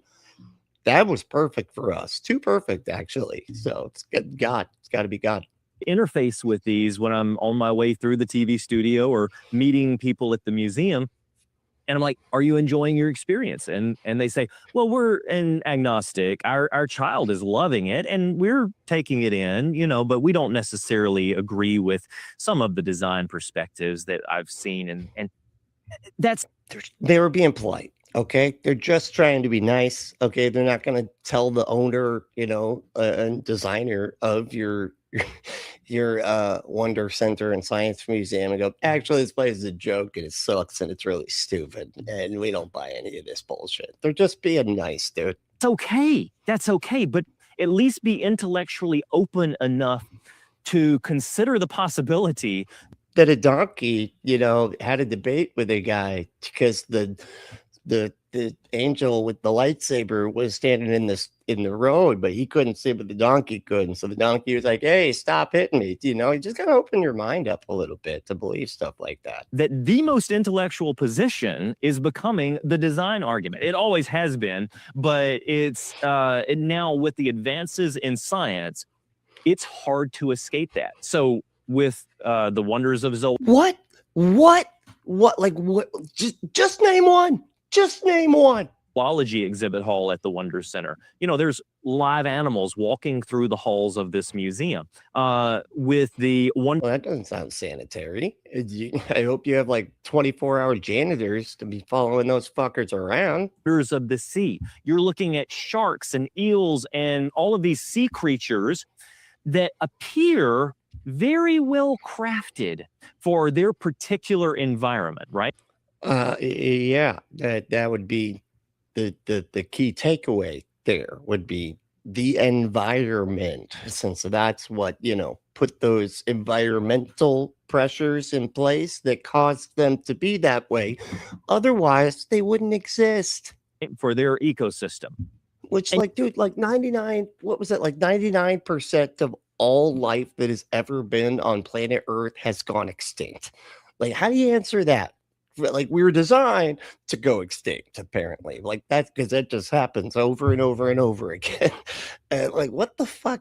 You have to ask yourself, well, can this simply all happen through unguided processes? Or yes, it's called environmental pressures. Or is there a mind behind the incredible complexity? No, there's not. That would need to be demonstrated, and y'all are really sucking at it if you think that's what you're doing here. The way I like to put it is, don't we see the very fingerprints of God from the farthest galaxy in the cosmos to the very microscopic structure of our DNA? And those fingerprints are pointing back to not just design in general. We always take it one step further. We always say, just to be extra illogical, you know, we're just going to also infer that it's our religious doctrine that is the truth. Well, it's intelligent design for sure, but boy, is it pointing us back to the designer of the universe, the God of the Bible. Oh boy, is it pointing to our religion? Yep. Yahweh, the one that we've read about when we pick up his word, because there are, you could say, aliens who might be designers. There might be another God out there who might be a creative designer, right? But there is only one historical record, and that is God's word, what we call the Bible. What? No. There's only one historical record? That's not accurate at all. There's actually a lot of historical. You can't seriously think that that's actually true, right? One historical record that has stood the test of time. I mean, it spoke of things that we shouldn't have known about as, you know, several thousand years ago as goat herders or shepherds, as the atheists like to put it, right? Right. They wrote things that they should not have been privy to. And yet those things they wrote down several thousand years ago are still standing up to the good science test today. No, it's not. What? Be specific, man. What? Just say one specific thing that is like held the test of time scientifically from the fucking Bible. Like what? Name one thing. long before we were ever to discover. Well, that's the conundrum, right? How in the world could something that is ancient literature be talking about stuff that we now know? Oh, they got that right. What a coincidence. What? Look, what? Listen how vague they're purposefully being because they don't have anything. Like, oh, wow, you know, that thing, the one thing in the Bible that science did actually validate. No, I'm not going to say what it is. No, don't ask me for specifics or anything. But it's just that you know what I'm talking about. That one thing. Yeah, that's it. Now you've written a book. You've written several books, but one book is called 21 Verses. Wow, they just move on. They got nothing. Backed by science. What is that? 21 verses back. That's it. They got 21. Well, people exist, so that's in a couple of verses. That's scientific. I mean, we think science has definitely proven that people exist. So I think that can go in there. That could be one of the scientific facts. Backed by science is that exact concept. And so what I take is I go through Old Testament, New Testament, just Was it the mustard seed being the smallest of all seeds? Because that's not even right, which is pretty sad that the inventor of the mustard seed didn't know that there were other seeds that he invented that were smaller than it. scattered verses. They're not random verses. They are picked because I'm looking for verses that we could use the scientific method to test, that we could actually say, is this good science? And then dive into it. And so I picked 21 specific verses throughout the scriptures and ask a question. Does the Bible know best? And should the author of this book Does the Bible know best? Jesus, man. have known the answer that he wrote down? And so many times the answer, I'll spoil the book for you, the answer is no, the author would not have known about it because science didn't even catch up until, let's just say, the 1600s or the 1800s. Give us one. Just say one example, man. I need one. Just at least give us one verse as an example. Or colonial times or whatever the situation might be. And that points to the very idea baked into Christianity that our Bible is divinely inspired. It's not simply a collection. I mean, it's what the irony is that, you know, Muslims do this exact same shit. They got a whole bunch of things like, oh, these Bible verses are proof of the science. And then, like, you look at the Bible verses and they're like, semen comes from the man's rib. And you're like, yeah, it does. Well, not in between the rib, but, you know, back behind him and down, you know, somewhere completely different. But you know, semen comes from within inside the body, which is basically behind their rib. I feel like it's all saying the same thing. Of writings by shepherds and poets and kings. Even though it is a collection of writings by shepherds and poets and kings, it is more than that. It was inspired so that they would write down words. I might have to get that one. He said The Not So Intelligent Designer by Abby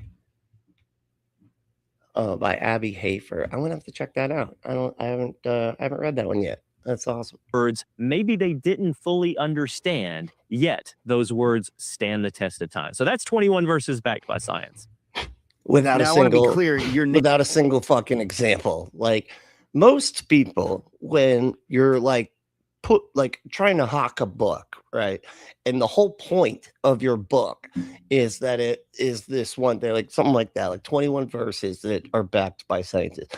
Usually when you're presenting, you know, what your book is about, you provide at least one example, you know, that you can point to and go, oh yeah, this is just one that I've got off the top of my head. Nothing from this guy. Nothing at all from Kmart JD Vance. Name is Reeves. It's spelled Rives, folks. If you're looking up David Reeves, He can't even spell his name right. What the fit?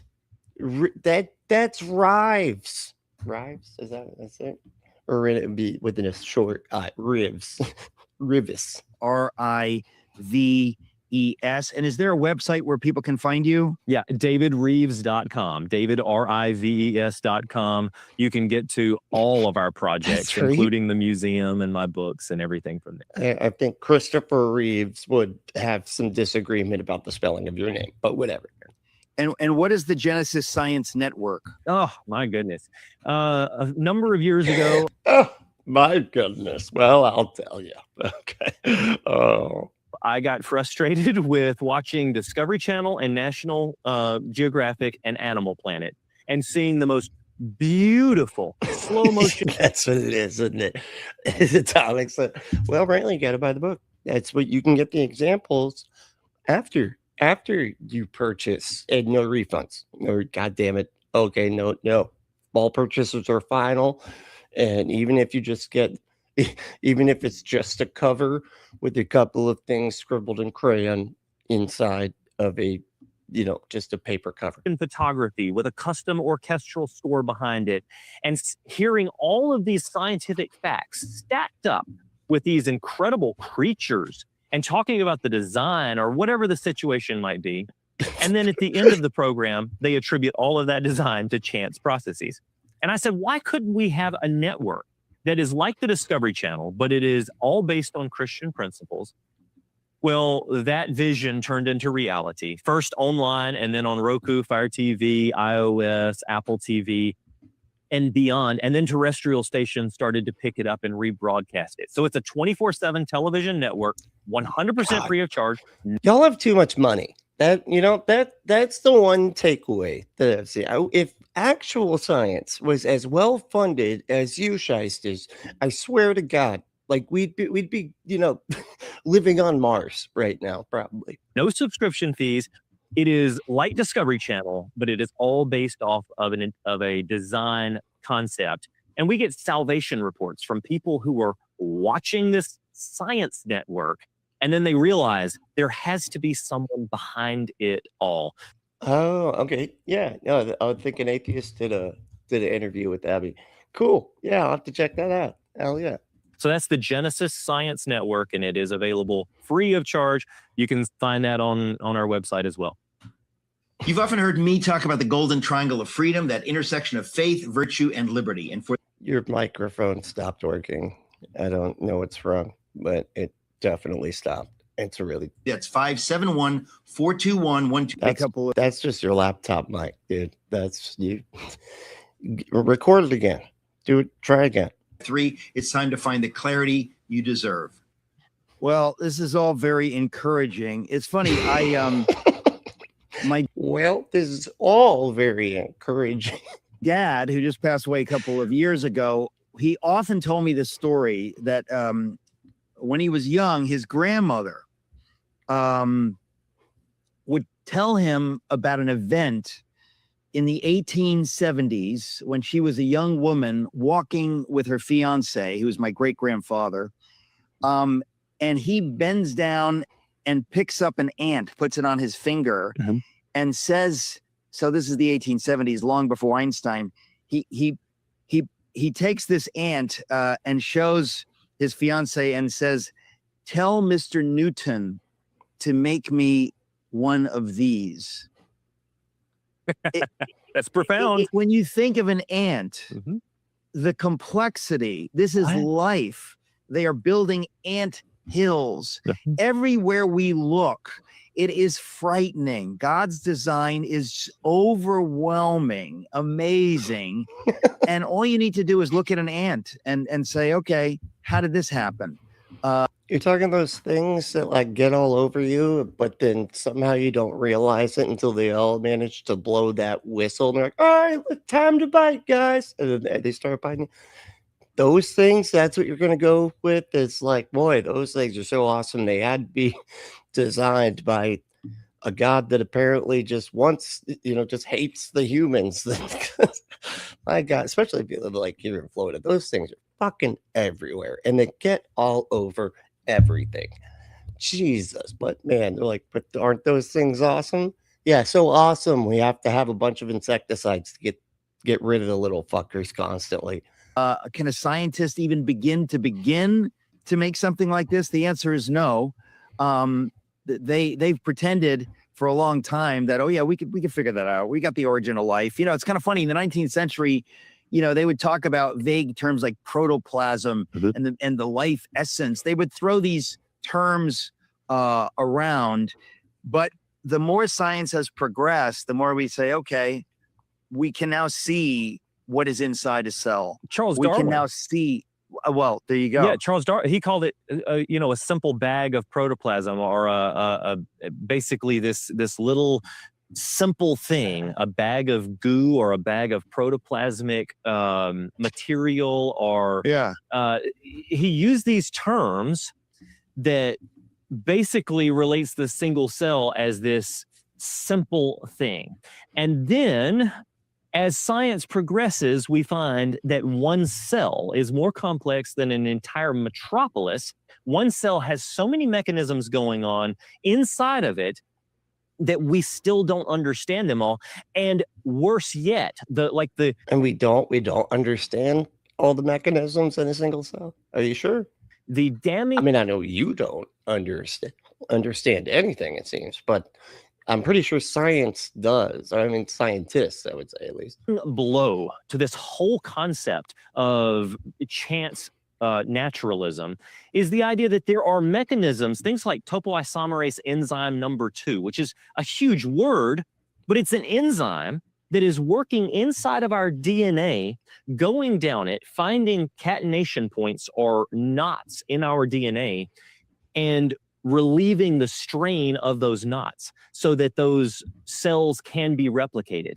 Well, guess what? The enzyme is needed to keep the DNA healthy, and yet the DNA is what produces that enzyme. The DNA instructions are what produce that enzyme. It's a chicken and egg problem, Eric. It can't have originated separately. It had to have been an engineered concept built in from the first, or else DNA would not function from day one. No, I mean, I think that's as it got more complicated, it developed like mechanisms to preserve, the cells that didn't have that ended up dying or whatever. And when it got more complex or whatever, like it doesn't work like they're saying. They're acting like you couldn't have had a cell at all without this thing or whatever. And it's like, but as it developed from simple forms to more complex, and the stuff that didn't have what was needed didn't survive. That's how it works. My God. I mean, I keep saying again, it was in the course of writing my book, Is Atheism Dead, that this stuff became so clear to me that I thought, this is embarrassing. I mean, people who cling to the idea that this stuff could just happen, it becomes so preposterous. All you have to It did happen. Like we're just trying to figure out how. Like we know it did happen. You're trying to say that a God did it. You need to demonstrate that the God did it. We need like a causal link, man. You can't just keep saying I can't figure out how it works, therefore it's a magical thing. That's just an argument from ignorance, and that's literally all they got. That's all they ever got. It's just, hey, I can't figure out the science, so God. Like, and then earlier they're like, that's not what we're doing, and then that's all they've done is I can't figure it out, therefore God. do is look at a beaver dam. You think that beavers, mammals, could figure out how to do that? Like what? How did that happen? When I was a kid, I saw some. What? Are you serious? It's a pile of sticks that they made. And then they pack mud in it or whatever. Like they're like, how did that little guy figure that out? Man, that's crazy. That's a God. God had to teach him. Like what? Baltimore Orioles building a nest. They are weaving, ladies and gentlemen, you understand we're talking about birds weaving grasses into a basket that hangs from a weeping willow branch. Birds with a bird brain weaving. They actually have very dense brains. That's why they're actually able to, certain birds are, I don't know if you know this or not. Certain birds are even trained to be able to speak. They can even say words. Now, I don't know if they understand the words, but they have very dense brains. That's the thing. Because they're very small, yeah, but dense, right? But anyway. How did that happen? How did evolution produce birds that everywhere you look, look it up, man. There's ways to learn this shit instead of just throwing your hands up and saying magic did it. Come on, dude. Do some fucking work. Like go look something up. Take a class. See examples of design and God's hand. Yeah, exactly. Trial and error, evolution, and instinct. Though that is a perfect response to that right there, because that's what it is. I don't know.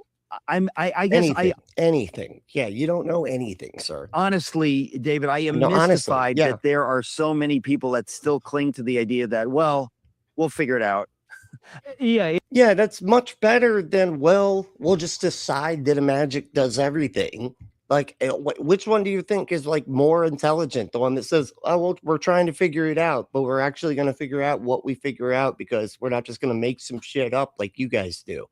Like, I would say that's the more intelligent of the two people here. It really takes blocking off an entire section of your brain not to see this and to just say, one day science will figure out how this could happen naturally.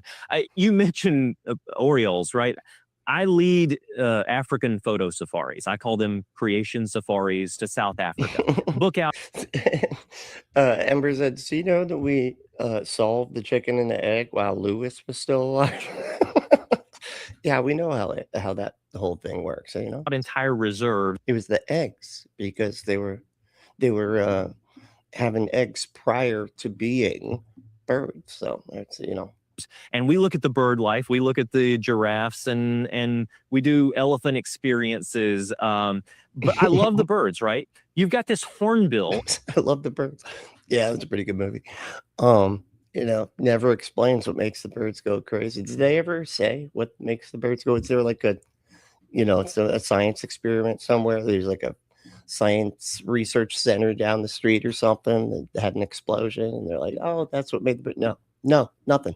Just birds go crazy one day for no reason. In Africa, who the male will have the female go into a hollow of a tree, and then he will begin to gather mud and sticks and seal the female inside the hollow of that tree with just a tiny little slit that is still visible, right? And so the female begins to pluck out all of her feathers inside the hollow of the tree. Well, she's got to get undressed. You know, that's it. She's getting ready for some fun. Okay, you don't want the clothes getting in the way, you know. And use those as a nest, right? Well, the male starts bringing the female food, and that long hornbill fits perfectly through this little slit, right? He doesn't want any predator getting to her because she's about to have babies. Well, this process goes on for months. He continues bringing food to her and the young until they're able to actually come out. And then he breaks open that opening in the tree again, and they all fly out. That is instinctual behavior. That can't be learned behavior, because the first time the male hornbill doesn't seal the female in the tree and the predator gets it, well, he's like, my young are dead. I guess I'm going to try to do better next time. No. That because are you serious? Are you seriously thinking at all? If they killed the young, then that they wouldn't have had reproduced, which would be what would pass those genes on. How are you not getting this? Oh, death is the enemy. Death makes it where they can't learn this behavior over generations. It had to have been instilled in some. You can only learn this over generations. That's the only possible way. Oh my God, they're just so sad though. Why would God make them go through this? What I don't understand. It's like they always like watch like those nature documentaries, and they see all these birds and stuff that do these like weird fucking rituals for mating and everything. I'm like, yep, God decided that they wanted them to make their little hut and then have to do their bird dance to attract the mate and everything. And it's so just like needlessly complex and absurd half the time. They're like, yeah, God totally just came up with that and made it so those birds do. I would say like the fact that all these animals do this weird ass shit to, you know, when it comes to like mating and things, that demonstrates to me that a God didn't do it. Because why is it so chaotic and nonsensical? You know, it's so clear that like shit, they you know, just developed to do stuff like that, and then, you know, and it just continued on that way because of those environmental pressures. It's just funny, but they see it as like being the opposite. So I don't know. Out of them from the beginning. it's off the charts. I mean, this is why I think we have to mock your ignorance. I know. It's off the charts. It really is. It's just it's blowing my mind right here. It's crazy. Blaster, what's going on, man? How you doing? It's good to see you, dude. Hell yeah. the idea of evolution producing this. You have to mock it. It's not just like, well, it's not true. You have to mock it. It's so silly. It is so silly. The program. You have to mock it. That's what all you end up doing is sounding stupid, man. Because you're just demonstrating how little you understand about how the world actually works. So if people go to David Reeves, RIVES.com, do you have videos or do you have the programming? I love how they have to spell it every time because it's just objectively spelled wrong. On the Genesis network, Genesis Science Network, have you gotten to a point where you're talking about things like this on different programs, or we do? Have you gotten to the point where you talk about science at your science stuff thing? You gotten to the point where you talk about science at your science thing? Every week, I have a podcast and I also have a television program that.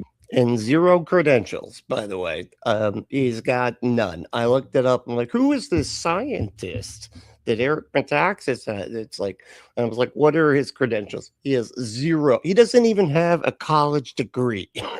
He has nothing at all. And yet he's out here dressed in his suit, looking like Kmart JD, just trying to hawk his bullshit nonsense science. Goes up on the network called Genesis Science Report. It's a 1-hour basically news show where I tackle the breaking scientific discoveries of this week and then say, hey, you've seen them in the headlines.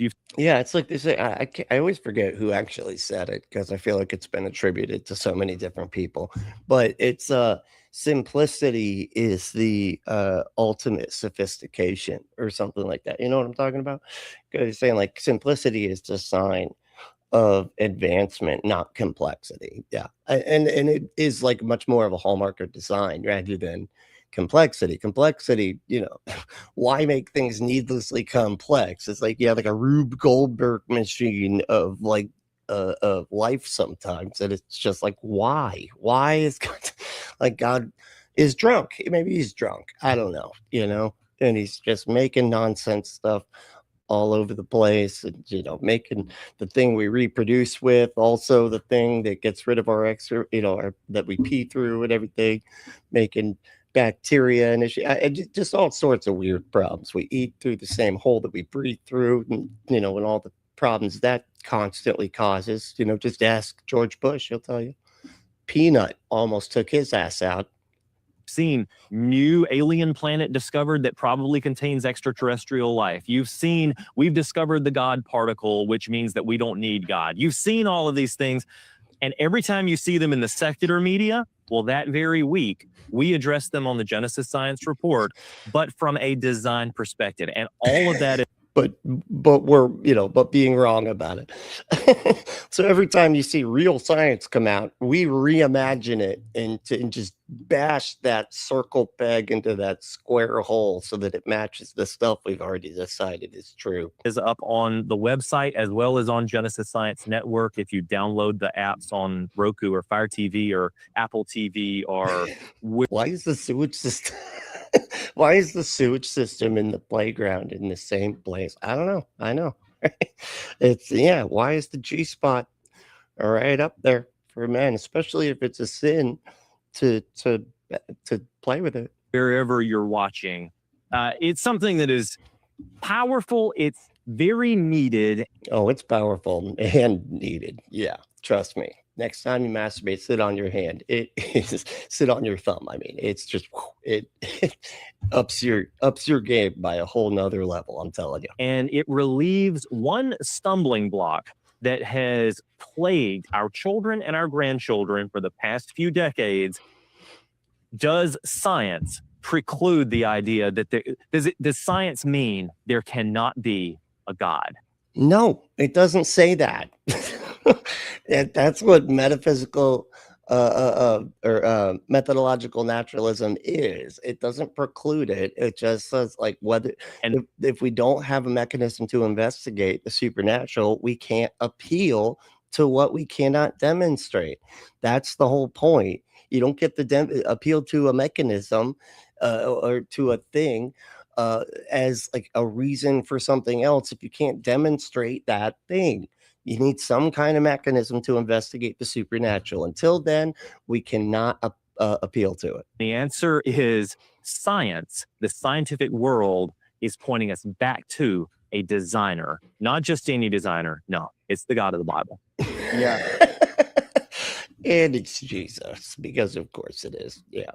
How? Like, give me one. Can you provide a single example of like anything in science pointing to not just the designer but the Jesus one? How would you even go about like doing that? Like, how would you even go about like getting from here to there? Like, I don't. Oh my God, these people are so funny. No, that look, it's absolutely Silly. It's silly. I know. It's crazy. it's inescapable, folks. We're at a point now where it's inescapable. I mean, if your friends don't want to believe there's a God, tell them not to read books, tell them not to think, because if you think a little bit and you read the wrong stuff, you're going to be in big trouble. What? If you think a little bit and read the wrong books, you're going to be in big trouble. I'm just, what? Oh my God. Sometimes I don't think he knows what he's saying yet. I swear to God. Oh, Jesus. Isn't that calling a stranger? Well, that's fun too. The stranger is great. No, yeah, that's when you sit on your hand and wait for it to go numb, right? Then well, you kind of got to do it still with your other hand because you can't really move because it's numb, right? And then, but with your other hand, you do it with. Sorry, Mike, are you okay? All right, sorry, buddy. You do it with the other hand. I'm just gonna keep doing this. No, and it's great. It feels like somebody else is doing it. It's wild. But no, I'm talking sitting on your thumb. You got to sit on your thumb with your naked butt. That's what I'm saying. friends don't want to believe there's a God, tell them not to read books, tell them not to think, because if you think a little bit and you read the wrong stuff, you're going to be in big trouble. So I hope people will find you at David Rives, Rives. You can't even get his name right. .com, at the Genesis Science Network, at the Wonder Center. And he can't even remember any of the things that that stuff that he's having to read it off right now. Science Museum outside Nashville. You've got a lot of books out. The podcast is called Change. Yeah, you'll become too educated. That's a problem right there. That's you don't want to be so educated that you don't believe in talking donkeys. Okay, that's a dangerous territory to be in. All right. Jesus Christ. Changing the narrative. Yep. I mentioned that, changing the narrative. And the TV program is Genesis Science. Hey, he calls it a TV program. Gotta watch the television program. Jesus, how old are you? Report. David Rives, just a joy to get to know you a little bit. Thanks for coming on the program. Thank you so much for having me. And I look forward to having you at the museum sometime. I look forward to that. Thank you. That was clear sarcasm. I look forward to that. Not gonna ever do that. Yeah, I'm going to that stupid shit. Yeah, thanks for coming on the show. Yeah, no, I'll be right there to your museum, whatever. Anyway, fuck that. Unreal. All right, let's see. How long have we been going? Let me see if we got enough time for. Okay, we got a few minutes. Oh shit, I still got the like and subscribe. Thank you for that, Giselle. I appreciate you putting that up there. Let me think here. Well, let's take a look at some shorts real quick. Evolution truth bombs. I don't know how I got this Jim Bob guy up here. I guess it's just because of all of the science. I don't know. All people like that, like the Eric Metaxas, what we just looked at. talking about science or about evolution being bullshit, whatever.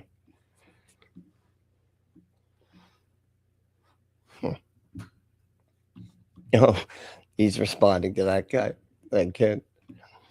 That's funny. What are we at here? Mind control.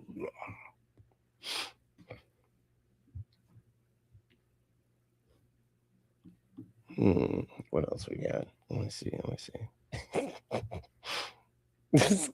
That guy is such a clown. Unreal. How did Justin get in here? That's funny. I guess I have reacted to a couple of his streams from this channel. Let me see if there's any short. Is there any short? Oh, in this line. No. There was a bunch.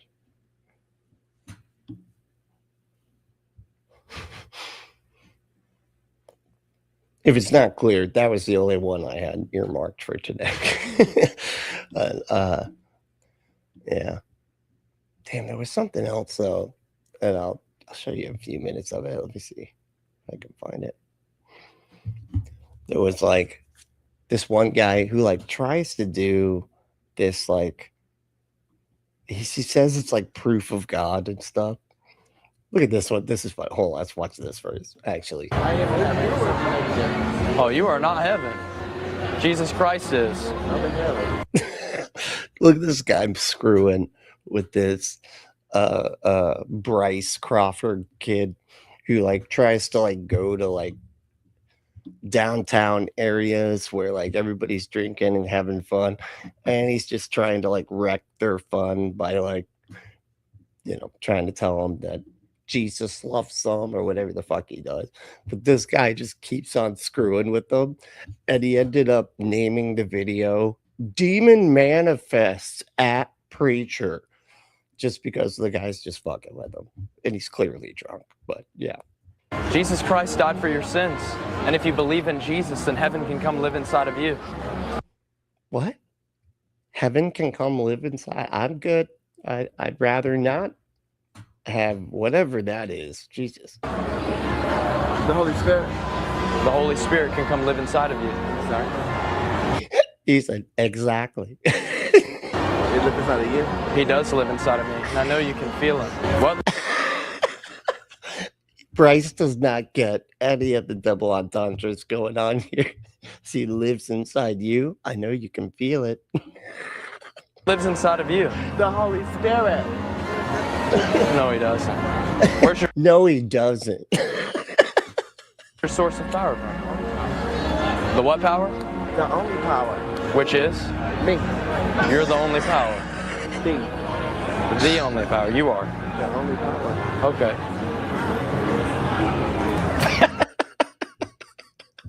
I love this guy so much. Hell yeah, dude. Dude, I can't stop laughing. What is going on?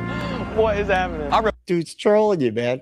He's fucking with you. rebuke that in Jesus' name. Whatever's going on, I rebuke that. I rebuke it. And that was a demon manifests at Preacher. What an asshole. God damn. It's like people just having fun. Like, demon, must be a demon. He's having too much fun being weird, even though I'm literally trying to sell an undead carpenter ghost that I claim lives inside me.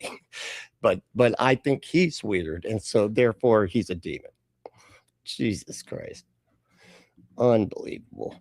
All right, what are we on here? Destroyed another. Oh yeah, I got it. I want to try to take a look at this guy at some point here. We'll watch it, isn't it? Whoa! Everybody, David's been trying to get that one for a while, but David, I have to ask you, man. I have to ask you. So, you spewed a lot of talking points tonight, Yeah. and I find them very entertaining because we hear them all the same thing from the same people, but never real answers to the counterpoints about the structure formation requirements for the expression of the supposed new information. So, for example, with prokaryotes, if you don't have the promoters in the specific linear position, you cannot have gene expression. Okay.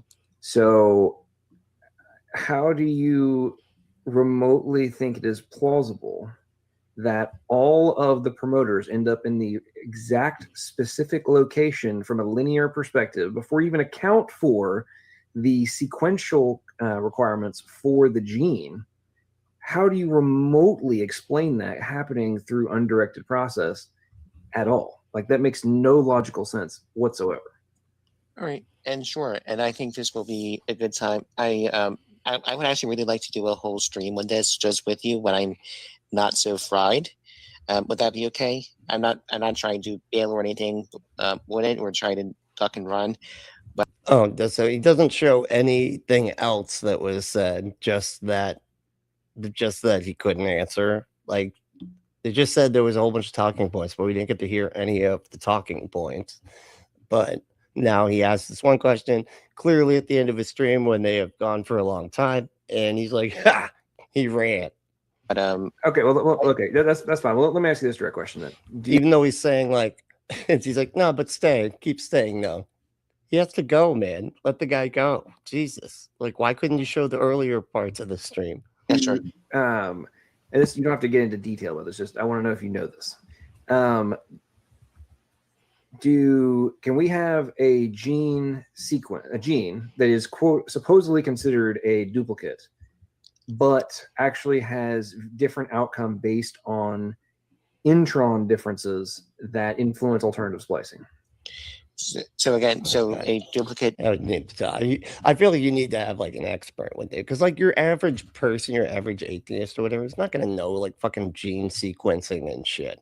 And a lot of times that's what these people do. They'll like, I gotta yeah, I didn't really take a look at that, but like because I don't know enough about gene splicing and shit to fucking be able to explain that. Giving me something to look up, though. We'll say that. But all right, Jill. I think I'm gonna wrap her up. But let's take a look at some of the comments, and we'll hang out for a few more minutes. And let's see here. Rebecca and Jim Bomb. The Rebecca and Jim Bomb. The end of human intelligence. Yeah, Jim Bomb was a clown, dude.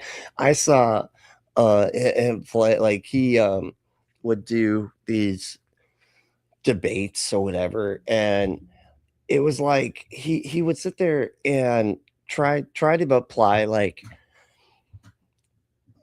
he would try to make it like everything is begging the question, and it was like, but it's not. It's based on empirical data. So like they're testing to see this type of stuff, but then he would say that the empirical like data or whatever that was still somehow begging the question. It was like, how could that possibly be the case if you are like investigating and testing over and over and coming to your conclusions that way? It wouldn't be that you're just deciding that you're you know what I mean, that your conclusion is circular. Like, how could you possibly get from that? Like, in all science, he says it's like circular reasoning. And it's like, that just does not follow. I don't understand that at all.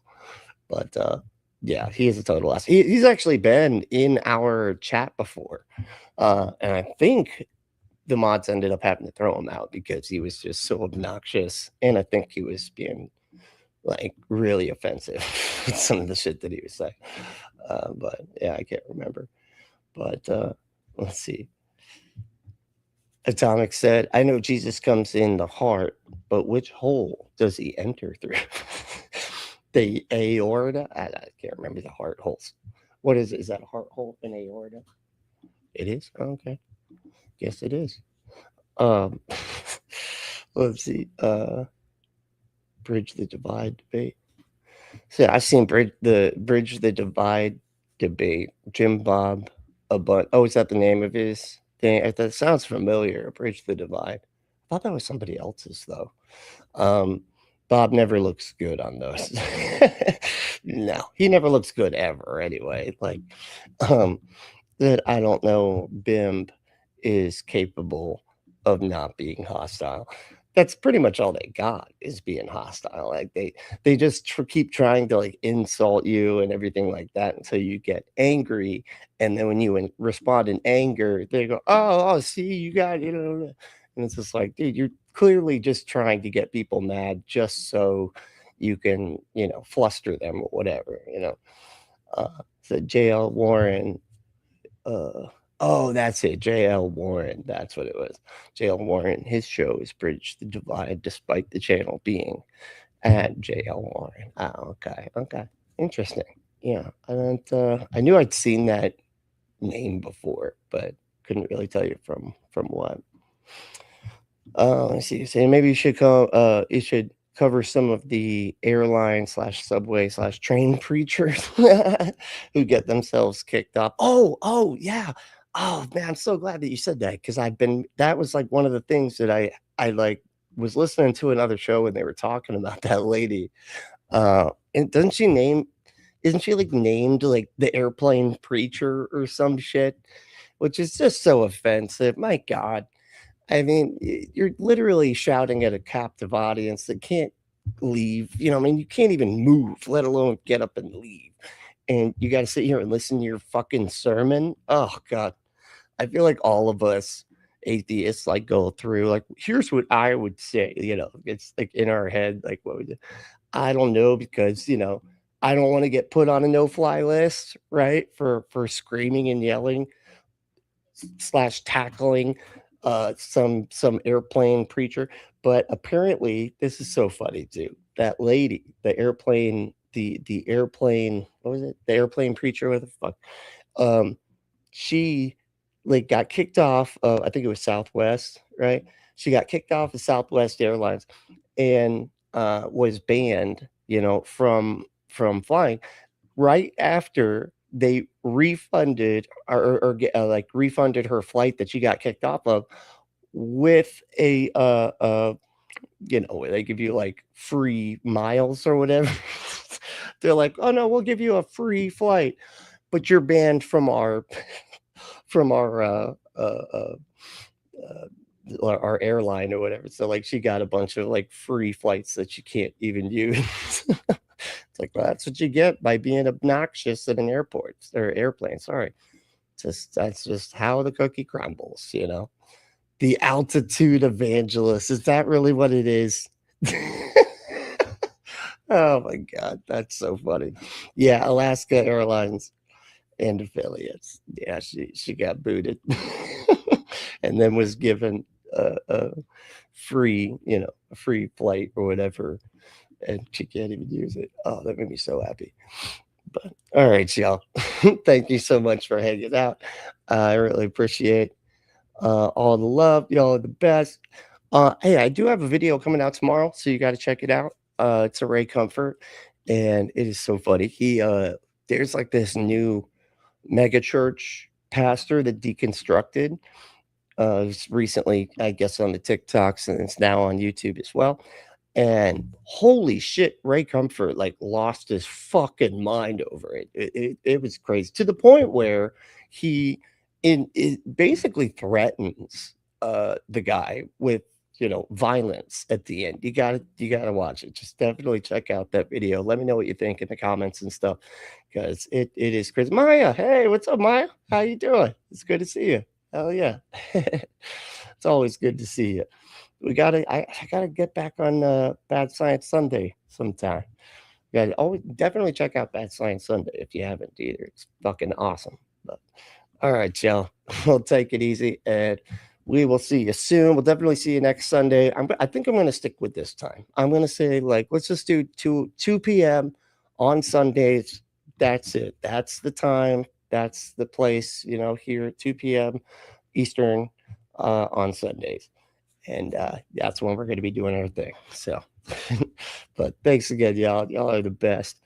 And, the main thing is to stay logical, stay loving, skeptical, and compassionate. And we will see you next time.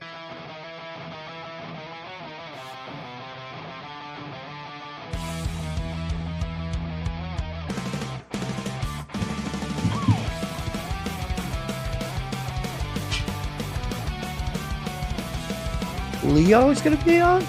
Oh my God. Hell yeah.